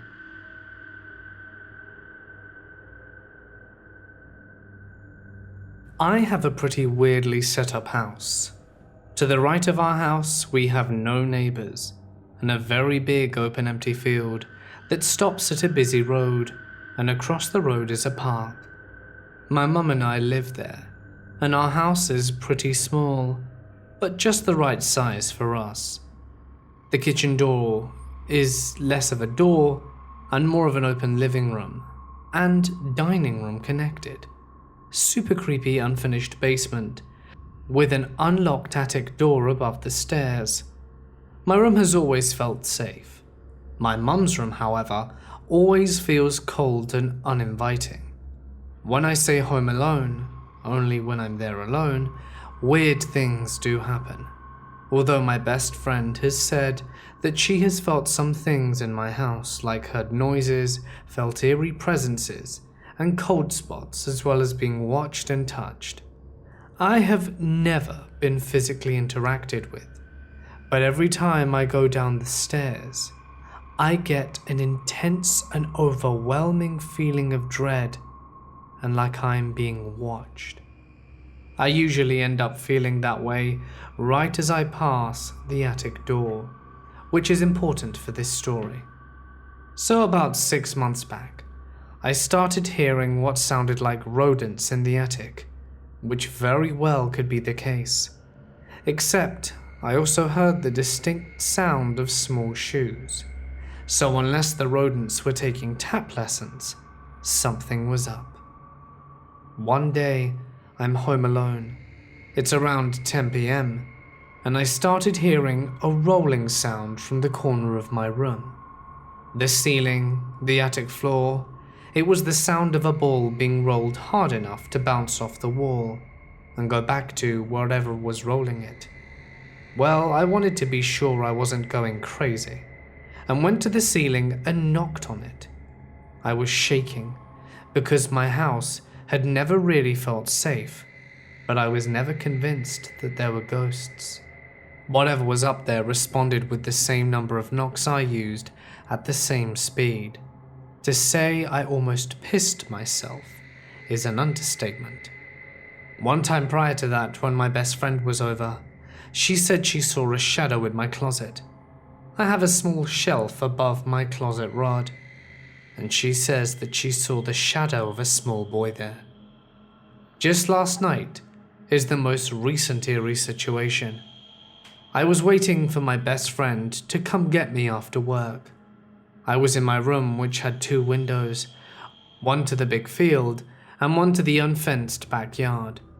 The basement stairs are right behind my head, and the back door is right in front of the top stair. So I'm in silence, finding a YouTube video to watch on my TV, when I hear clear humming from a female voice. Of course, I held my breath and listened. I then heard what sounded like someone pushing against the back door. I ran to my window and looked out. Nothing. It wasn't coming from inside, and a bit later the same thing happened at the front door. Still nothing. Am I being haunted? Is my house just old? Or am I going insane?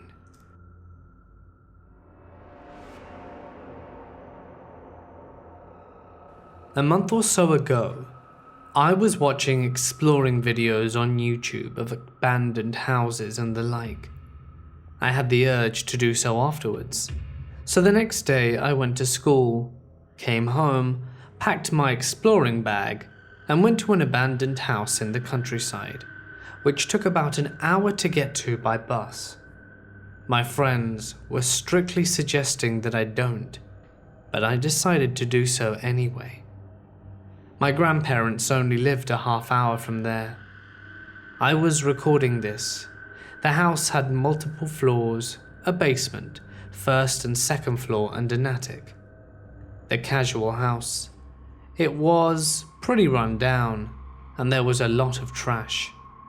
I began by going into the basement. It was quite a creepy experience, and there were multiple dead animals, and a cross that was thrown on the ground. I was creeped out, my heart beating like hell, and I still managed to cope with it and get to the first floor, which apparently had a living room and a kitchen. The kitchen's cabinets were full of mold, and the living room had a bashed TV, and there was some red liquid on the old couch. It had soaked it in. I didn't know what it was, so I can't assume. I was disgusted, and the smell was almost unbearable. After exploring the first floor, I went up to the second. It had a bedroom, a bathroom, and the bedroom had a bed which was collapsed, and the sheets were rotten, with a lot of holes, and again, another red liquid that had apparently soaked through. The smell in the bedroom was crazy, and I knew I needed to leave there as soon as possible. The bathroom had a broken mirror and a bathtub, which had human excrement at the bottom of it.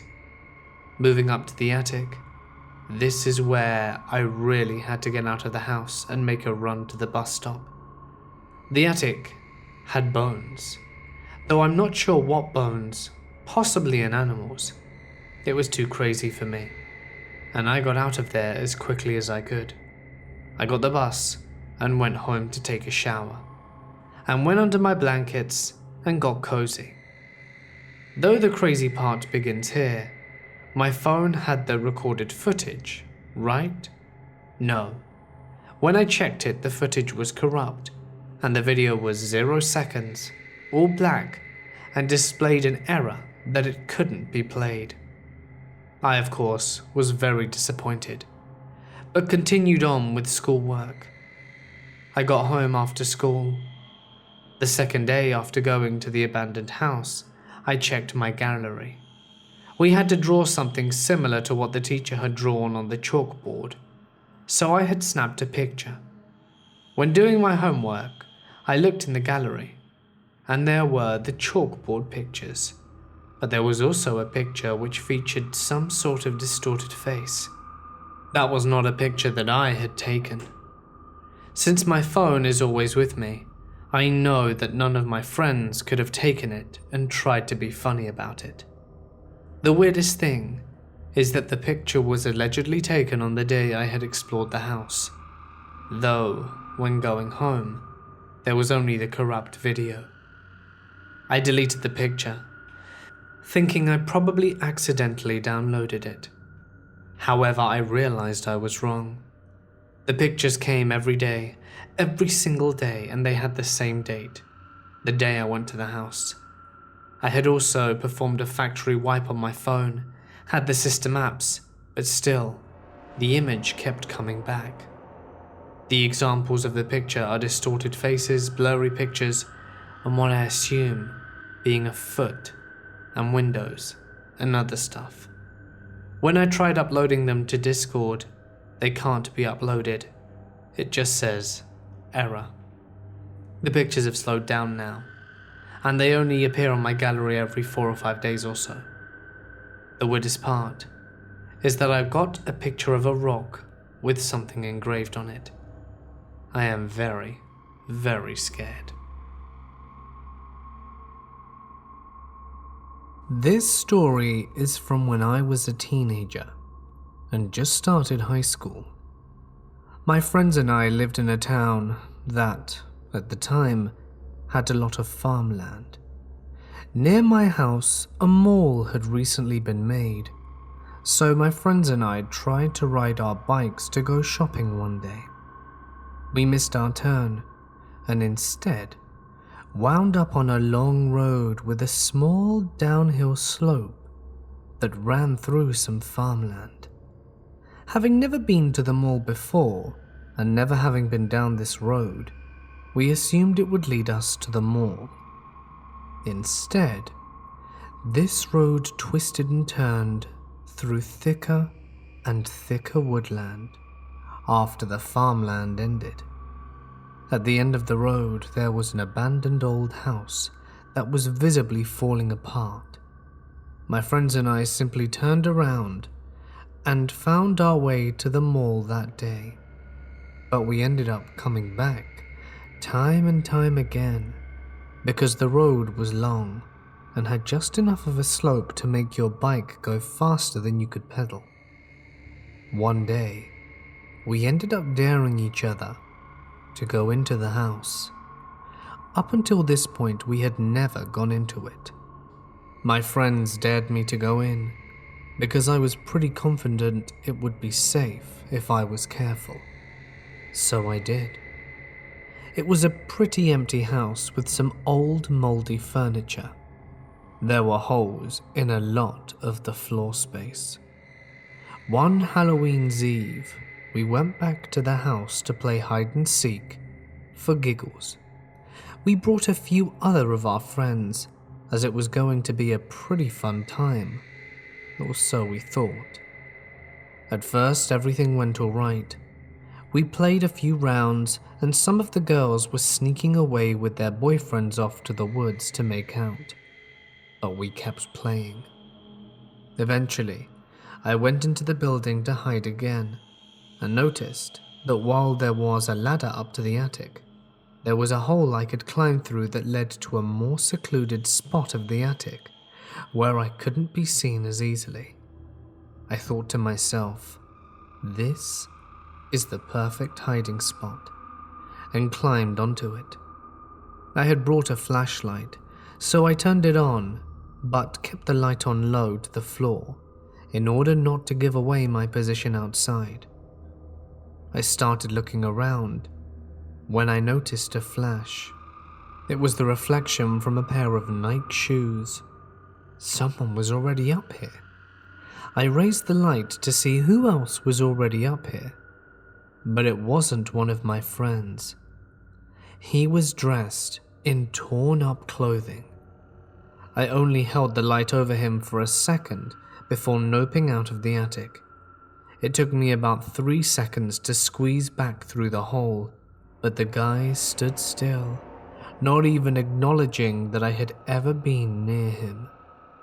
I told my friends, and we all decided to stop playing and go outside to look at the attic, as part of me was exposed by a hole on the side of the roof, and there was a window that the guy was standing near.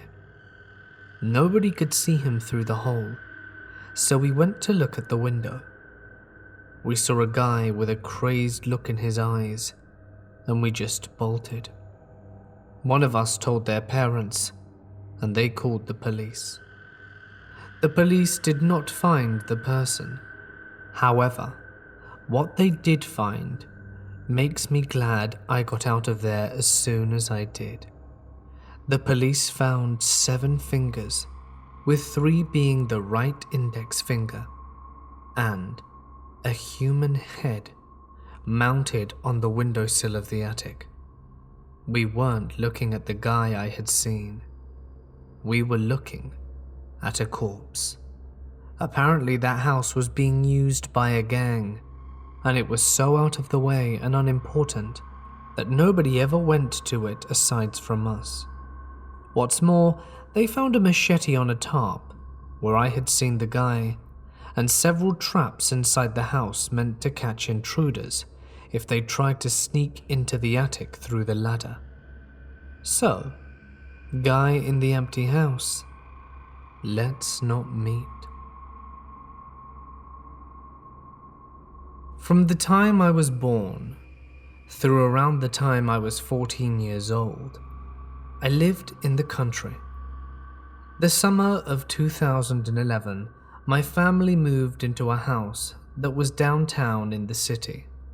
Needless to say, I was stoked. We had experienced some paranormal type stuff in the house, so the family was already a little nervous about the new place. A neighbor had also told us that he thinks the lady that lived in our house before us had ended her husband's life, but we shrugged it off and thought that he was joking. Fast forward about a week, and my grandfather was outside messing around in the garage. I could hear him talking to somebody outside, as I looked out the window to see it was a woman in her early 40s talking to my grandfather. I see him shaking his head, and she seemed super sad. She then fell to her knees and was practically sobbing to him. I felt super uneasy, but didn't want to place myself within the awkward situation. After she left, I asked what she wanted, and to my surprise, he told me that she was the previous homeowner and wanted to come into the house to specifically check the fireplace and attic. I thought quickly about what the neighbor had told us. Maybe this lady had killed her husband and hidden him in one of those places. I know it seems like a movie thing to do, but why else would they only care about those things? Maybe she'd hidden money and stashed it there. Another few weeks passed, and my sister was home alone. She was constantly out and about, so she hadn't heard about the previous owner. When she was about to get into the shower, she heard someone trying to open the front door. Fortunately, it was locked. My sister said she'd seen the lady run around the house and begin banging on all the doors and windows, begging to be let in. My sister called my mother, terrified, so we both drove home quickly, but the woman was gone. My mother called the police, but they said that they really couldn't do anything about it since she had left. At this point, I was scared. I'd watched so many horror films that I knew it couldn't end well. Things began to stop happening around 1.5 years. A friend of mine moved in with us, and one day we were outside playing basketball. An SUV pulled up next to our driveway, and when the window was rolled down, it was in fact the crazy lady. She looked like she had fixed herself up and was now somewhat attractive. She began flirting with me and my friend, calling us cute and winking, but I knew what she was doing. She asked if I'd take her into the house, and I said no, but she persisted. Luckily, my mother came out and began speaking to the woman. The lady started crying and begging to be let into the house because she desperately needed to see the fireplace and attic. My mother continued to say no, but the lady wouldn't leave. This part now may seem a little harsh, but I didn't really know what else to do. At the time, I was just getting into making films, and I had very real-looking prop guns in the house. At this point, my mom and the lady began, not really fighting, but it seemed like a conversation that would result in a fight. I took one of the prop guns outside, which was very stupid, and put it in my pants in front of the lady. As I figured, the lady said a few last words to my mother and drove off quickly, and after that, we had never seen her again. Whenever we were finally able to speak to the neighbor that told us the previous owner ended her husband's life, he practically said, "I told you so," and told us that he thought we should rip the fireplace apart and check the attic. We decided not to. We lived in that house for close to 8 years and just recently moved back to the country. There's been odd stuff happening at our new house, but I'm glad we're far away from that crazy lady, and I really hope to not meet her again. Over the course of 2 years, I've had weird dreams about a very specific creature lurking in the attic. It always felt malevolent. Now I don't know if it's an actual thing or my subconscious messing with me, but it deeply unsettled me in ways my dreams almost never do. As someone who is always aware they're dreaming, even dreams where I'm being hunted down didn't scare me, but this does. There have been so many dreams about it, but a few stick out in my head. The least threatening one was a dream where I'm playing video games in my room. I glance out of my bedroom door to see an arm dangling from the opening in the attic.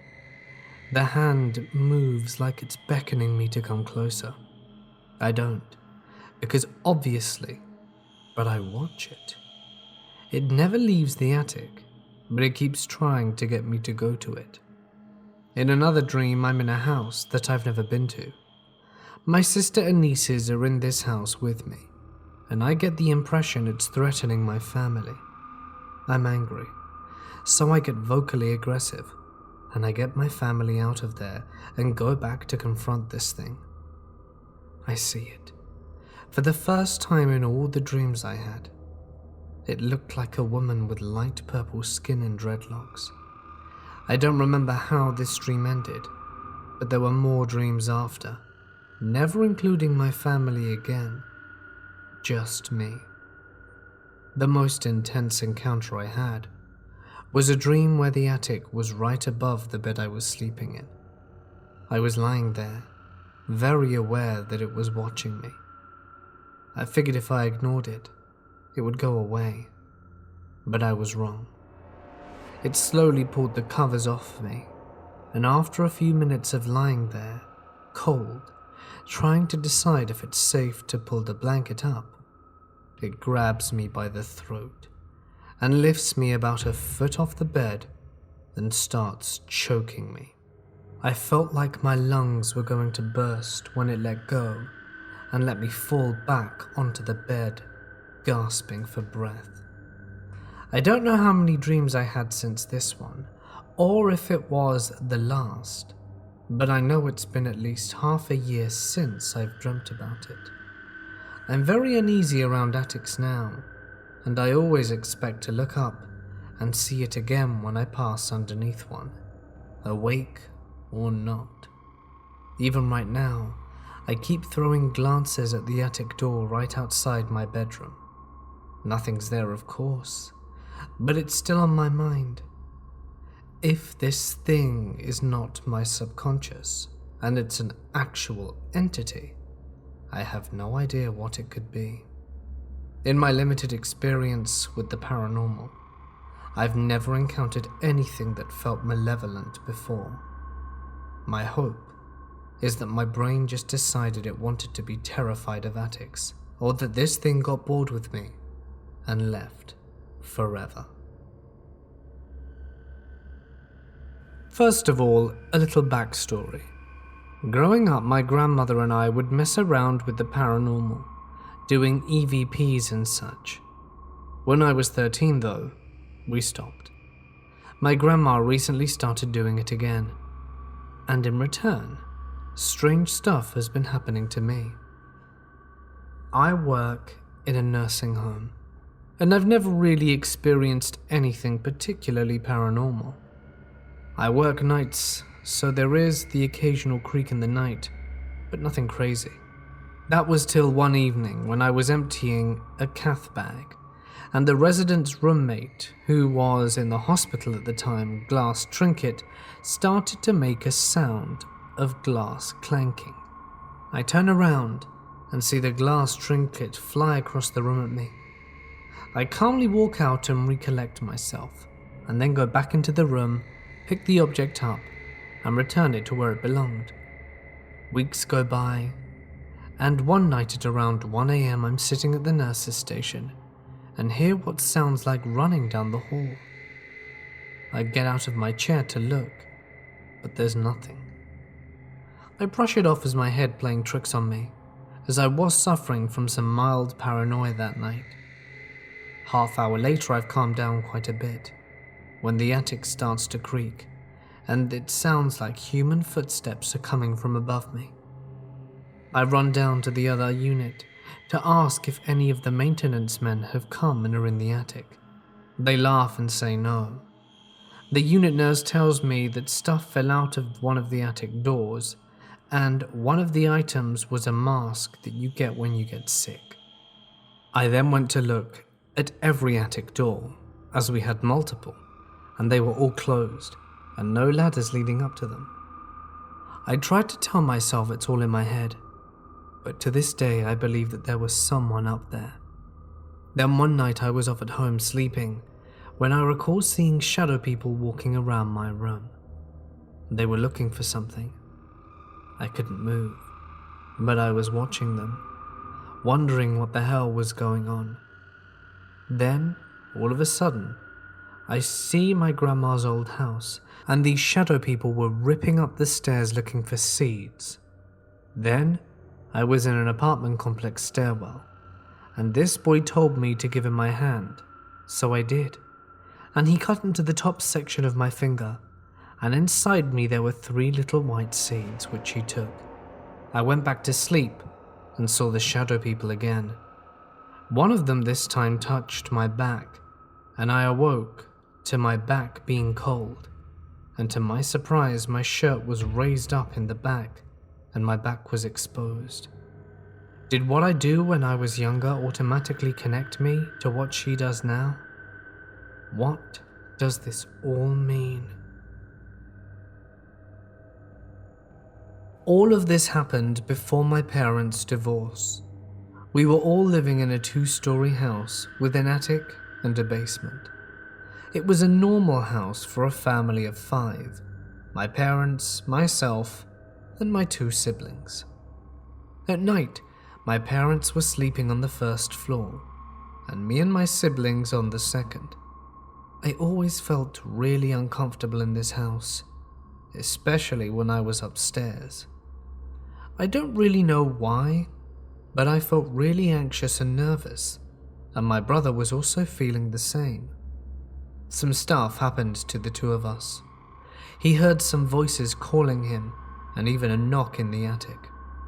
When I was alone in the house, and I was in my bedroom, I would hear as if someone were moving the chairs in the living room, and recently, my sister confessed she had heard the same thing. Even if it was scary, we were used to it, and would try and find rational explanations to these sounds.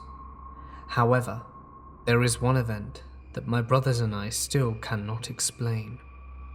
It happened about 6 years ago. It was around 3 a.m., and I remember that I was feeling quite anxious for no reason. That's why I decided to text one of my friends instead of trying to sleep. My sister used to sleepwalk. It stopped after we moved, and this night, as she usually did, she went out of her bed, walked a bit into the hall, and went back to her room. The walls were very thin, so I heard her when she closed her door and went back into bed, and that was it. She didn't move again. But after that, someone was still walking in the hall. I first thought it was my brother, that I didn't hear him go out of his bedroom, but as I was about to check on him, it stopped, and that's when I heard someone scratching at my door. I still remember the noise. It was slow and loud, and lasted for about a minute. I was too scared to go out. I tried to convince myself it was my brother, but about 5 to 10 minutes after the scratching noise stopped, I heard him leave his bedroom to go to the bathroom, and then returned to sleep, and didn't stir again. At this point I was really confused and afraid. I just couldn't go out of my bedroom anymore. I never checked who or what was behind the door. At some point, I fell asleep, only because I was so exhausted. My bedside lamp was still on. I don't know how much sleep I got, but I awoke during the night and my lamp was off. I thought the light bulb had burnt out, but no, someone had switched it off. In the morning, as soon as I went downstairs, my brother came to me and asked if I had heard the noises in the hall during the night, if I heard the footsteps, and if I heard a voice.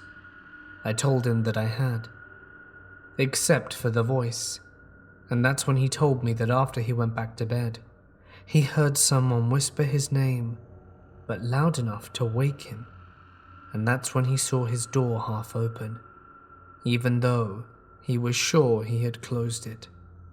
I also asked for the switch, but everyone just looked at me as if I was crazy and told me that no one went inside my room during the night. When my parents got divorced, we moved into another house with my mum, and now I go to my dad's only every 2 weeks for the weekend. But since we moved, I feel less anxious when I'm at his house, and nothing else happened. The thing is, I still don't understand, why did my sister never experience anything? Why did it suddenly stop? And obviously, what or who was behind my door that night?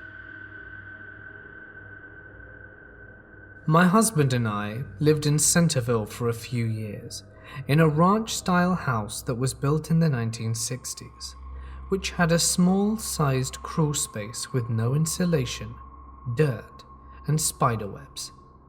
It also had a typical southern attic that is basically a small standing area of 2x4 rafters and blown insulation. The purpose is simply to store heat, both in the summer and to keep it out of the house, and in winter to keep it from leaving. There were some questionable things about this house, mostly ignorable, just quirks, like bullet holes in the reinforced makeshift metal sheets that covered the windows of the back door in the garage. Little things, features. Anywho, my husband made comments about waking up at night hearing strange loud noises coming from the attic.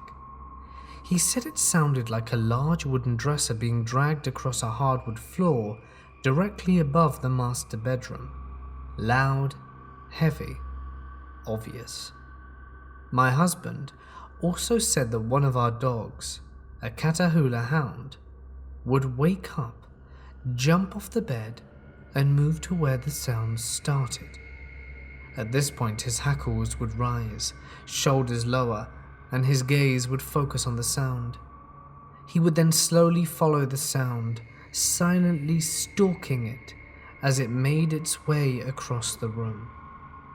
He would follow it directly across the bed, jumping up and walking across both my husband and I as he followed it silently.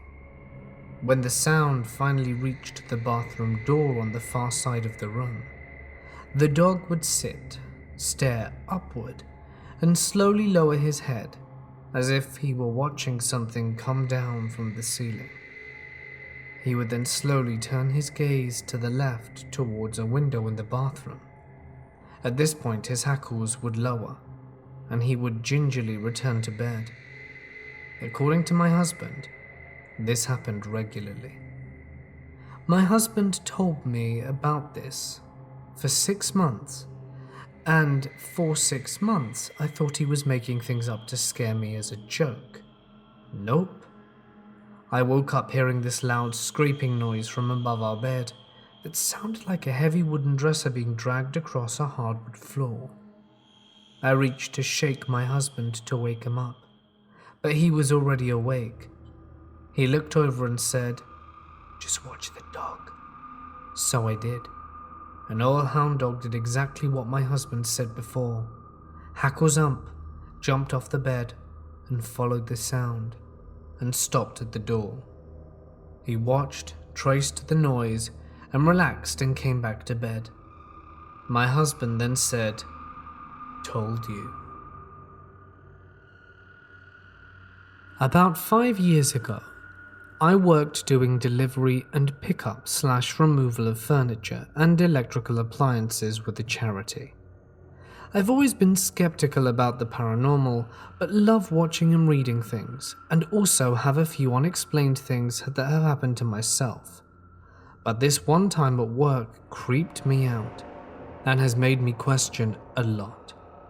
So it was a normal day, nothing out of the ordinary until the last job, when we went to pick up some items from a house, and as soon as I walked into the gate I had a feeling of something's not right here. But I brushed it off as having a long day's work. So we entered the house, me and the other person, and the owner was the nicest woman you could meet, and right away made us feel welcome until she opened the door to the attic, and it was like falling into snow the way the cold hit me so unexpectedly. And I had the feeling someone watching me as I reached the top step and got the image of an old man in my head wearing an old woolen jumper and grey bottoms with slippers. He was pissed. I could feel the anger and the feeling of get out.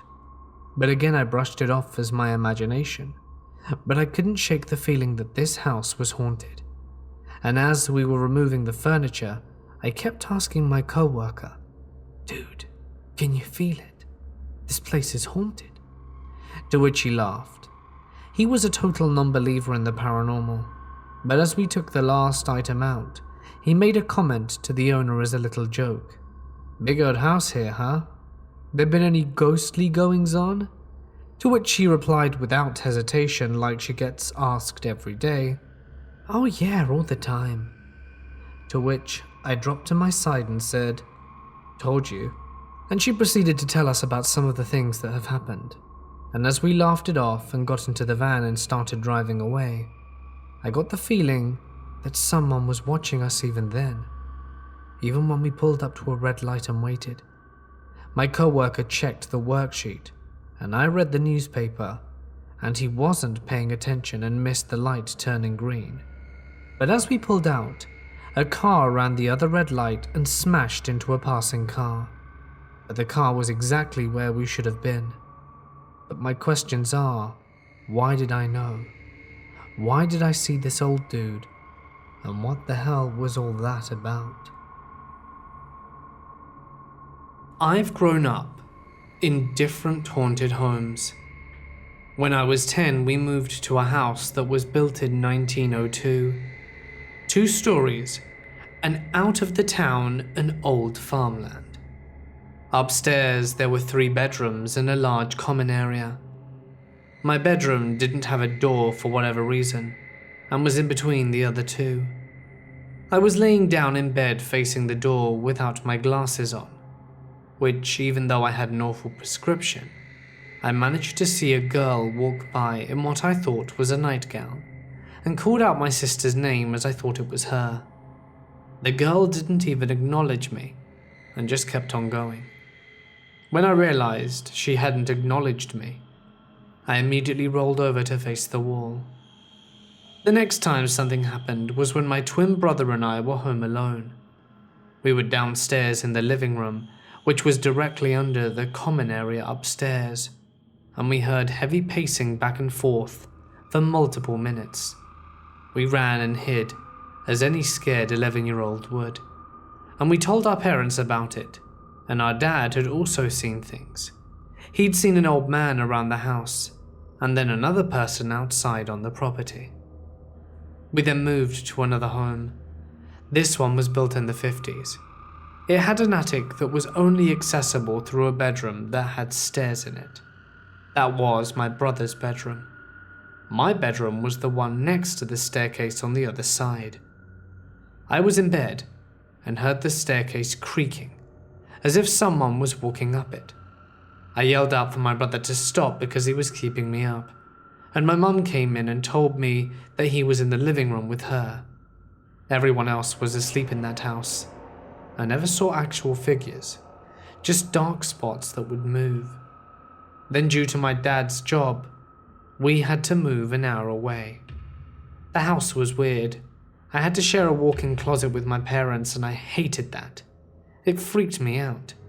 My stomach would start churning when I looked at it, and when I had to go in it. It was 10 times worse. I brought it up with my dad, and he told me he could actually see the spirit in the closet, and it wasn't nice. Before my parents split up, we used to live in this huge old house. We lived in that old leaky house until I was around 14. The thought was to renovate the nearly 100-year-old house, but I guess life got in the way for my parents. The house had 2 floors, and all of our bedrooms were up on the 2nd floor. The largest part of the 2nd floor was dominated by the attic. It was a creepy attic filled with discarded things from both our family and the previous owners. I knew the attic pretty well, because although I was terrified of it, me and my best friend would hide things we shouldn't have in there.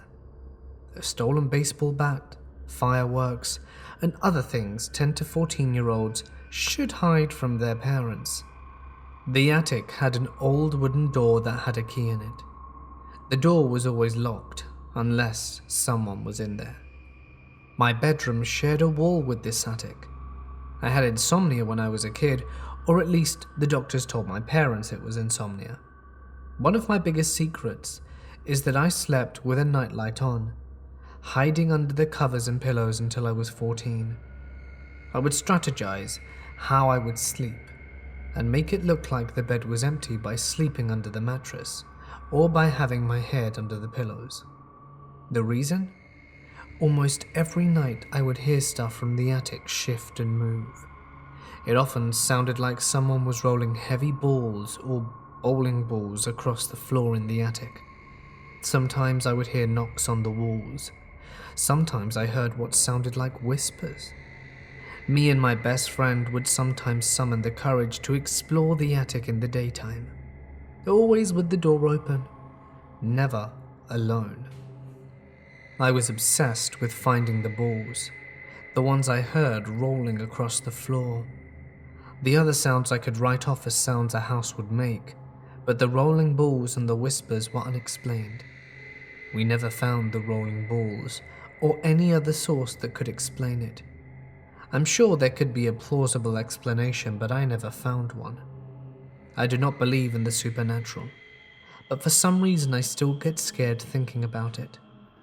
We moved when I was 14, and the first night after we moved, I slept with all the lights off, head on the pillow. I have slept well since. I spoke with my mother about these things a few years ago when I told her about the sounds. She grew a fearful expression and said that she didn't want to talk about it anymore. A friend of mine got a new house. He got a really good deal. It was about $100,000 or something. Really good for a small house. As soon as he moved in, something was off. He lived there with his girlfriend. The first encounter with the noises was when they were inside the house moving in. My friend was going up to the attic to store some extra stuff that wouldn't fit to pawn later. As he was going up the ladder, he heard a scrambling noise. He went up, and a terrible smell hit him. It was a 20-year-old house, and he thought nothing of it. After he went down, he heard something in the attic. He figured it was a rodent, and after a few weeks called an exterminator. The exterminator went up and found a bunch of coke, heroin, and every narcotic you can think of, just sitting there. He called the police and they arrived and searched the house. My friend was cuffed, the house was searched, and in the attic, they found a pipe in the corner leading to the crawl space. They didn't have a crawl space as far as they knew. The cops went back down and searched the house. They eventually found nothing, and my friend took it upon himself to break the base underneath the house. He found a living space with his stuff from the attic, and a guy with long brown hair and a torn hoodie, and my friend's extra shoes. He yelled for the cops, still out front, and got the hell out of there. The cops wanted the man to put his gun down, and he did, and they told him to get in cuffs. He walked over to the hole my friend had broke and accepted fate. He was charged with illegal drug trafficking and sentenced to a year in prison. It still creeps out my friend, even though he moved the hell away from there a few months ago, to know that some drug dealer was hiding in his house for months with a gun.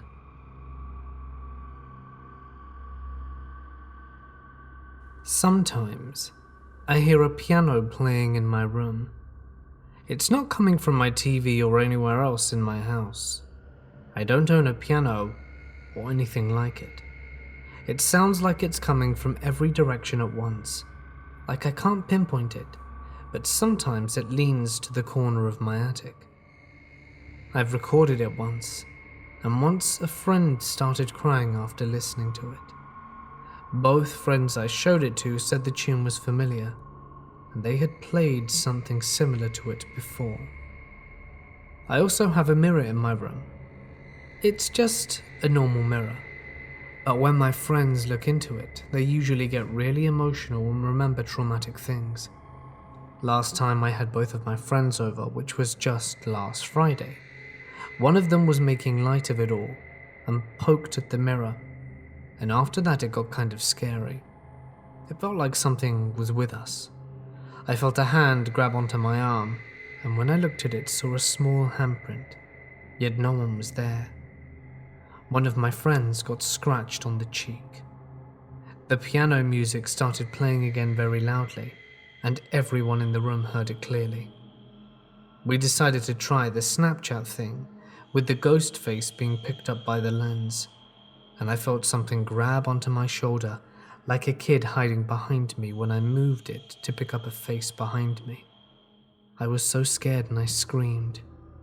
We were all frozen in place for a while, and I began to get irrationally angry at one of the two friends, the one who had been messing with the mirror beforehand.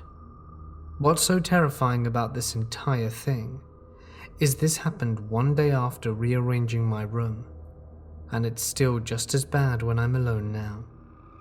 When we were moving it around, my sister found a cross charm and took it out of the room, so perhaps it's correlated. I actually got the cross back from her on Sunday and put it on the dresser with a weight on it. I just got home after nobody was here all day, and it disappeared. I'm scared. I feel like I'm constantly being watched and seeing things out of the corner of my eye.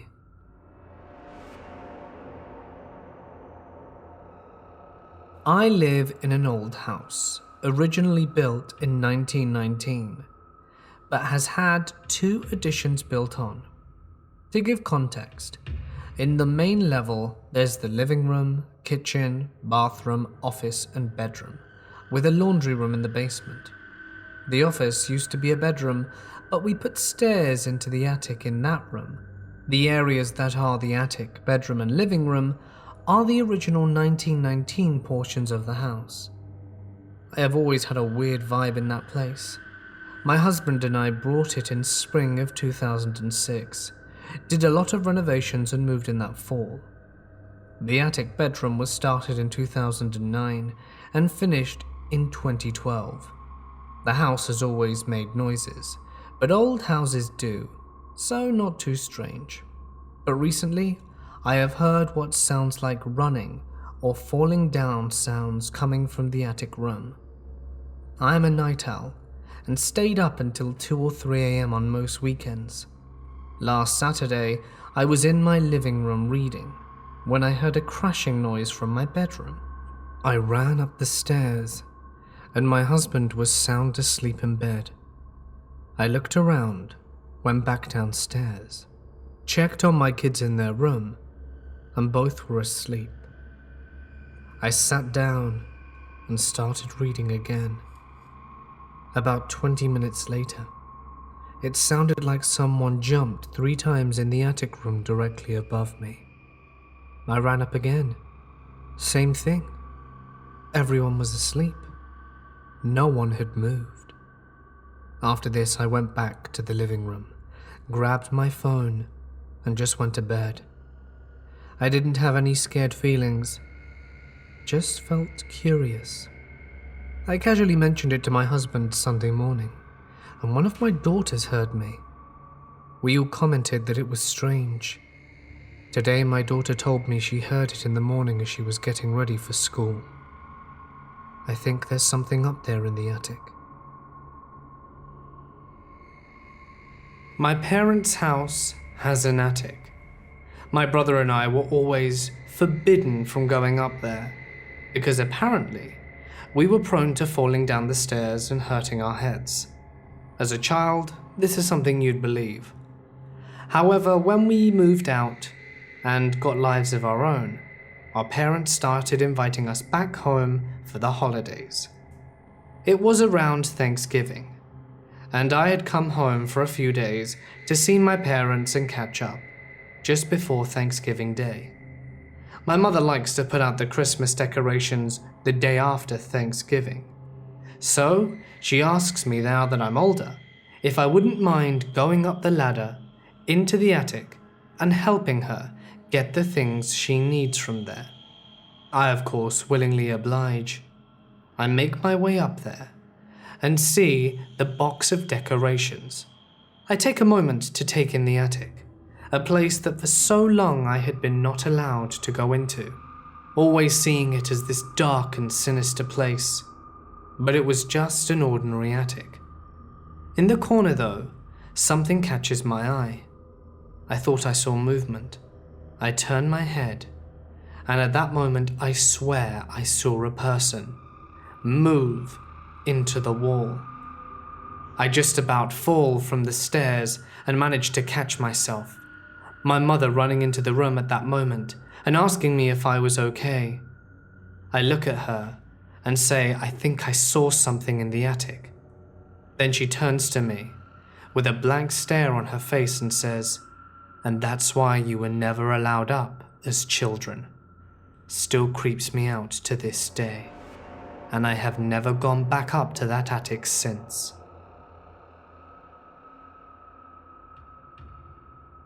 I went to bed early today because I exercised twice and felt my body was really tired. I woke up a few times, but everything was fine. Just a normal night, as I sleep in the attic. But then I woke up at 3:30 feeling very cold and kind of ill. I grabbed another blanket and tried going to sleep again. When I almost fell asleep, I heard a little boy's voice laughing in my ear. I instantly felt paralyzed and heard him running away. I wanted to scream, but I just couldn't get anything out of my mouth. After a few seconds, I calmed down with the thoughts that it could have been my little brother doing a sick prank or something, but I knew he would never do something like that. But I needed some idea to not make me go crazy at that moment. After getting control of my body again, I turned on the lights and just sat on my bed thinking about what had happened. Maybe it was just the fact that my body was cold and exhausted, and that I almost fell asleep and started imagining things. This would not have been my first encounter with something paranormal while sleeping in the attic. I also had a period where I had a lot of sleep paralysis, but never while sleeping in the attic. To come back to the idea that my little brother tried to scare me or something, to get into the attic you need to open a hatch and slide the stairs down, very old school. Every night before going to bed, I bring up the stairs and close this hatch. So even if it was my little brother, the noise of opening the hatch and everything would have woken me up. I also heard someone running away, and there were no places to hide. Nor would he have had enough time to go downstairs and close the hatch again, which would have made a lot of noise. When I was 7 or 8 years old, my brothers and I, along with some other kids from the neighborhood, were playing our own version of hide and seek. It was my turn to seek, so I had to go inside the house to cover my eyes and count to 100. Nobody could see me in there while they were hiding, so I decided to cheat. I went upstairs and started looking out the window to see where everyone was hiding.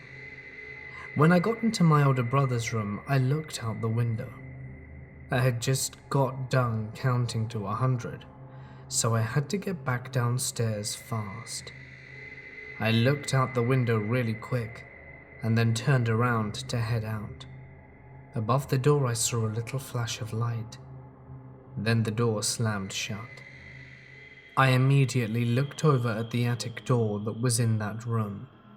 I heard something moving in there, so I backed up as far away from the door as I could get. With my back against the wall, feeling trapped there, I heard a loud growl come from inside the attic. I tried to scream, but I was so scared that I couldn't. I just stood there motionless, waiting for whatever it was to get me. Within seconds, my brother opened the door and began yelling at me for being in his room. I ran right past him and straight out. I didn't tell anyone what had just happened. They wouldn't have believed me anyway. When I was in high school, The house we lived in generally had odd things happen to it. Our cat would freak out and stare at the cabinet, as my mum had porcelain dolls, and the dolls' heads would frequently be facing different directions than where they were placed. The pull chain on the ceiling fan would click, and strange things like that would happen. My room in particular was right next to the attic stairs. They ascended over my closet, and I would quite often hear what sounded like scratching behind the wall where the stairwell was, and footsteps right above my room in the attic.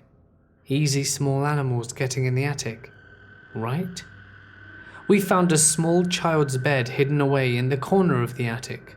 When we asked the neighbors, we found that the old owners had a small child that passed away. One night I was home alone, and was about 16 at the time, and I heard what sounded like a closed door bouncing against the doorframe. I went upstairs, because the only possible closed door would be the attic. Sure enough, it was bouncing back and forth against the frame. But that wasn't it. The door handle was jiggling and turning back and forth as the door bounced.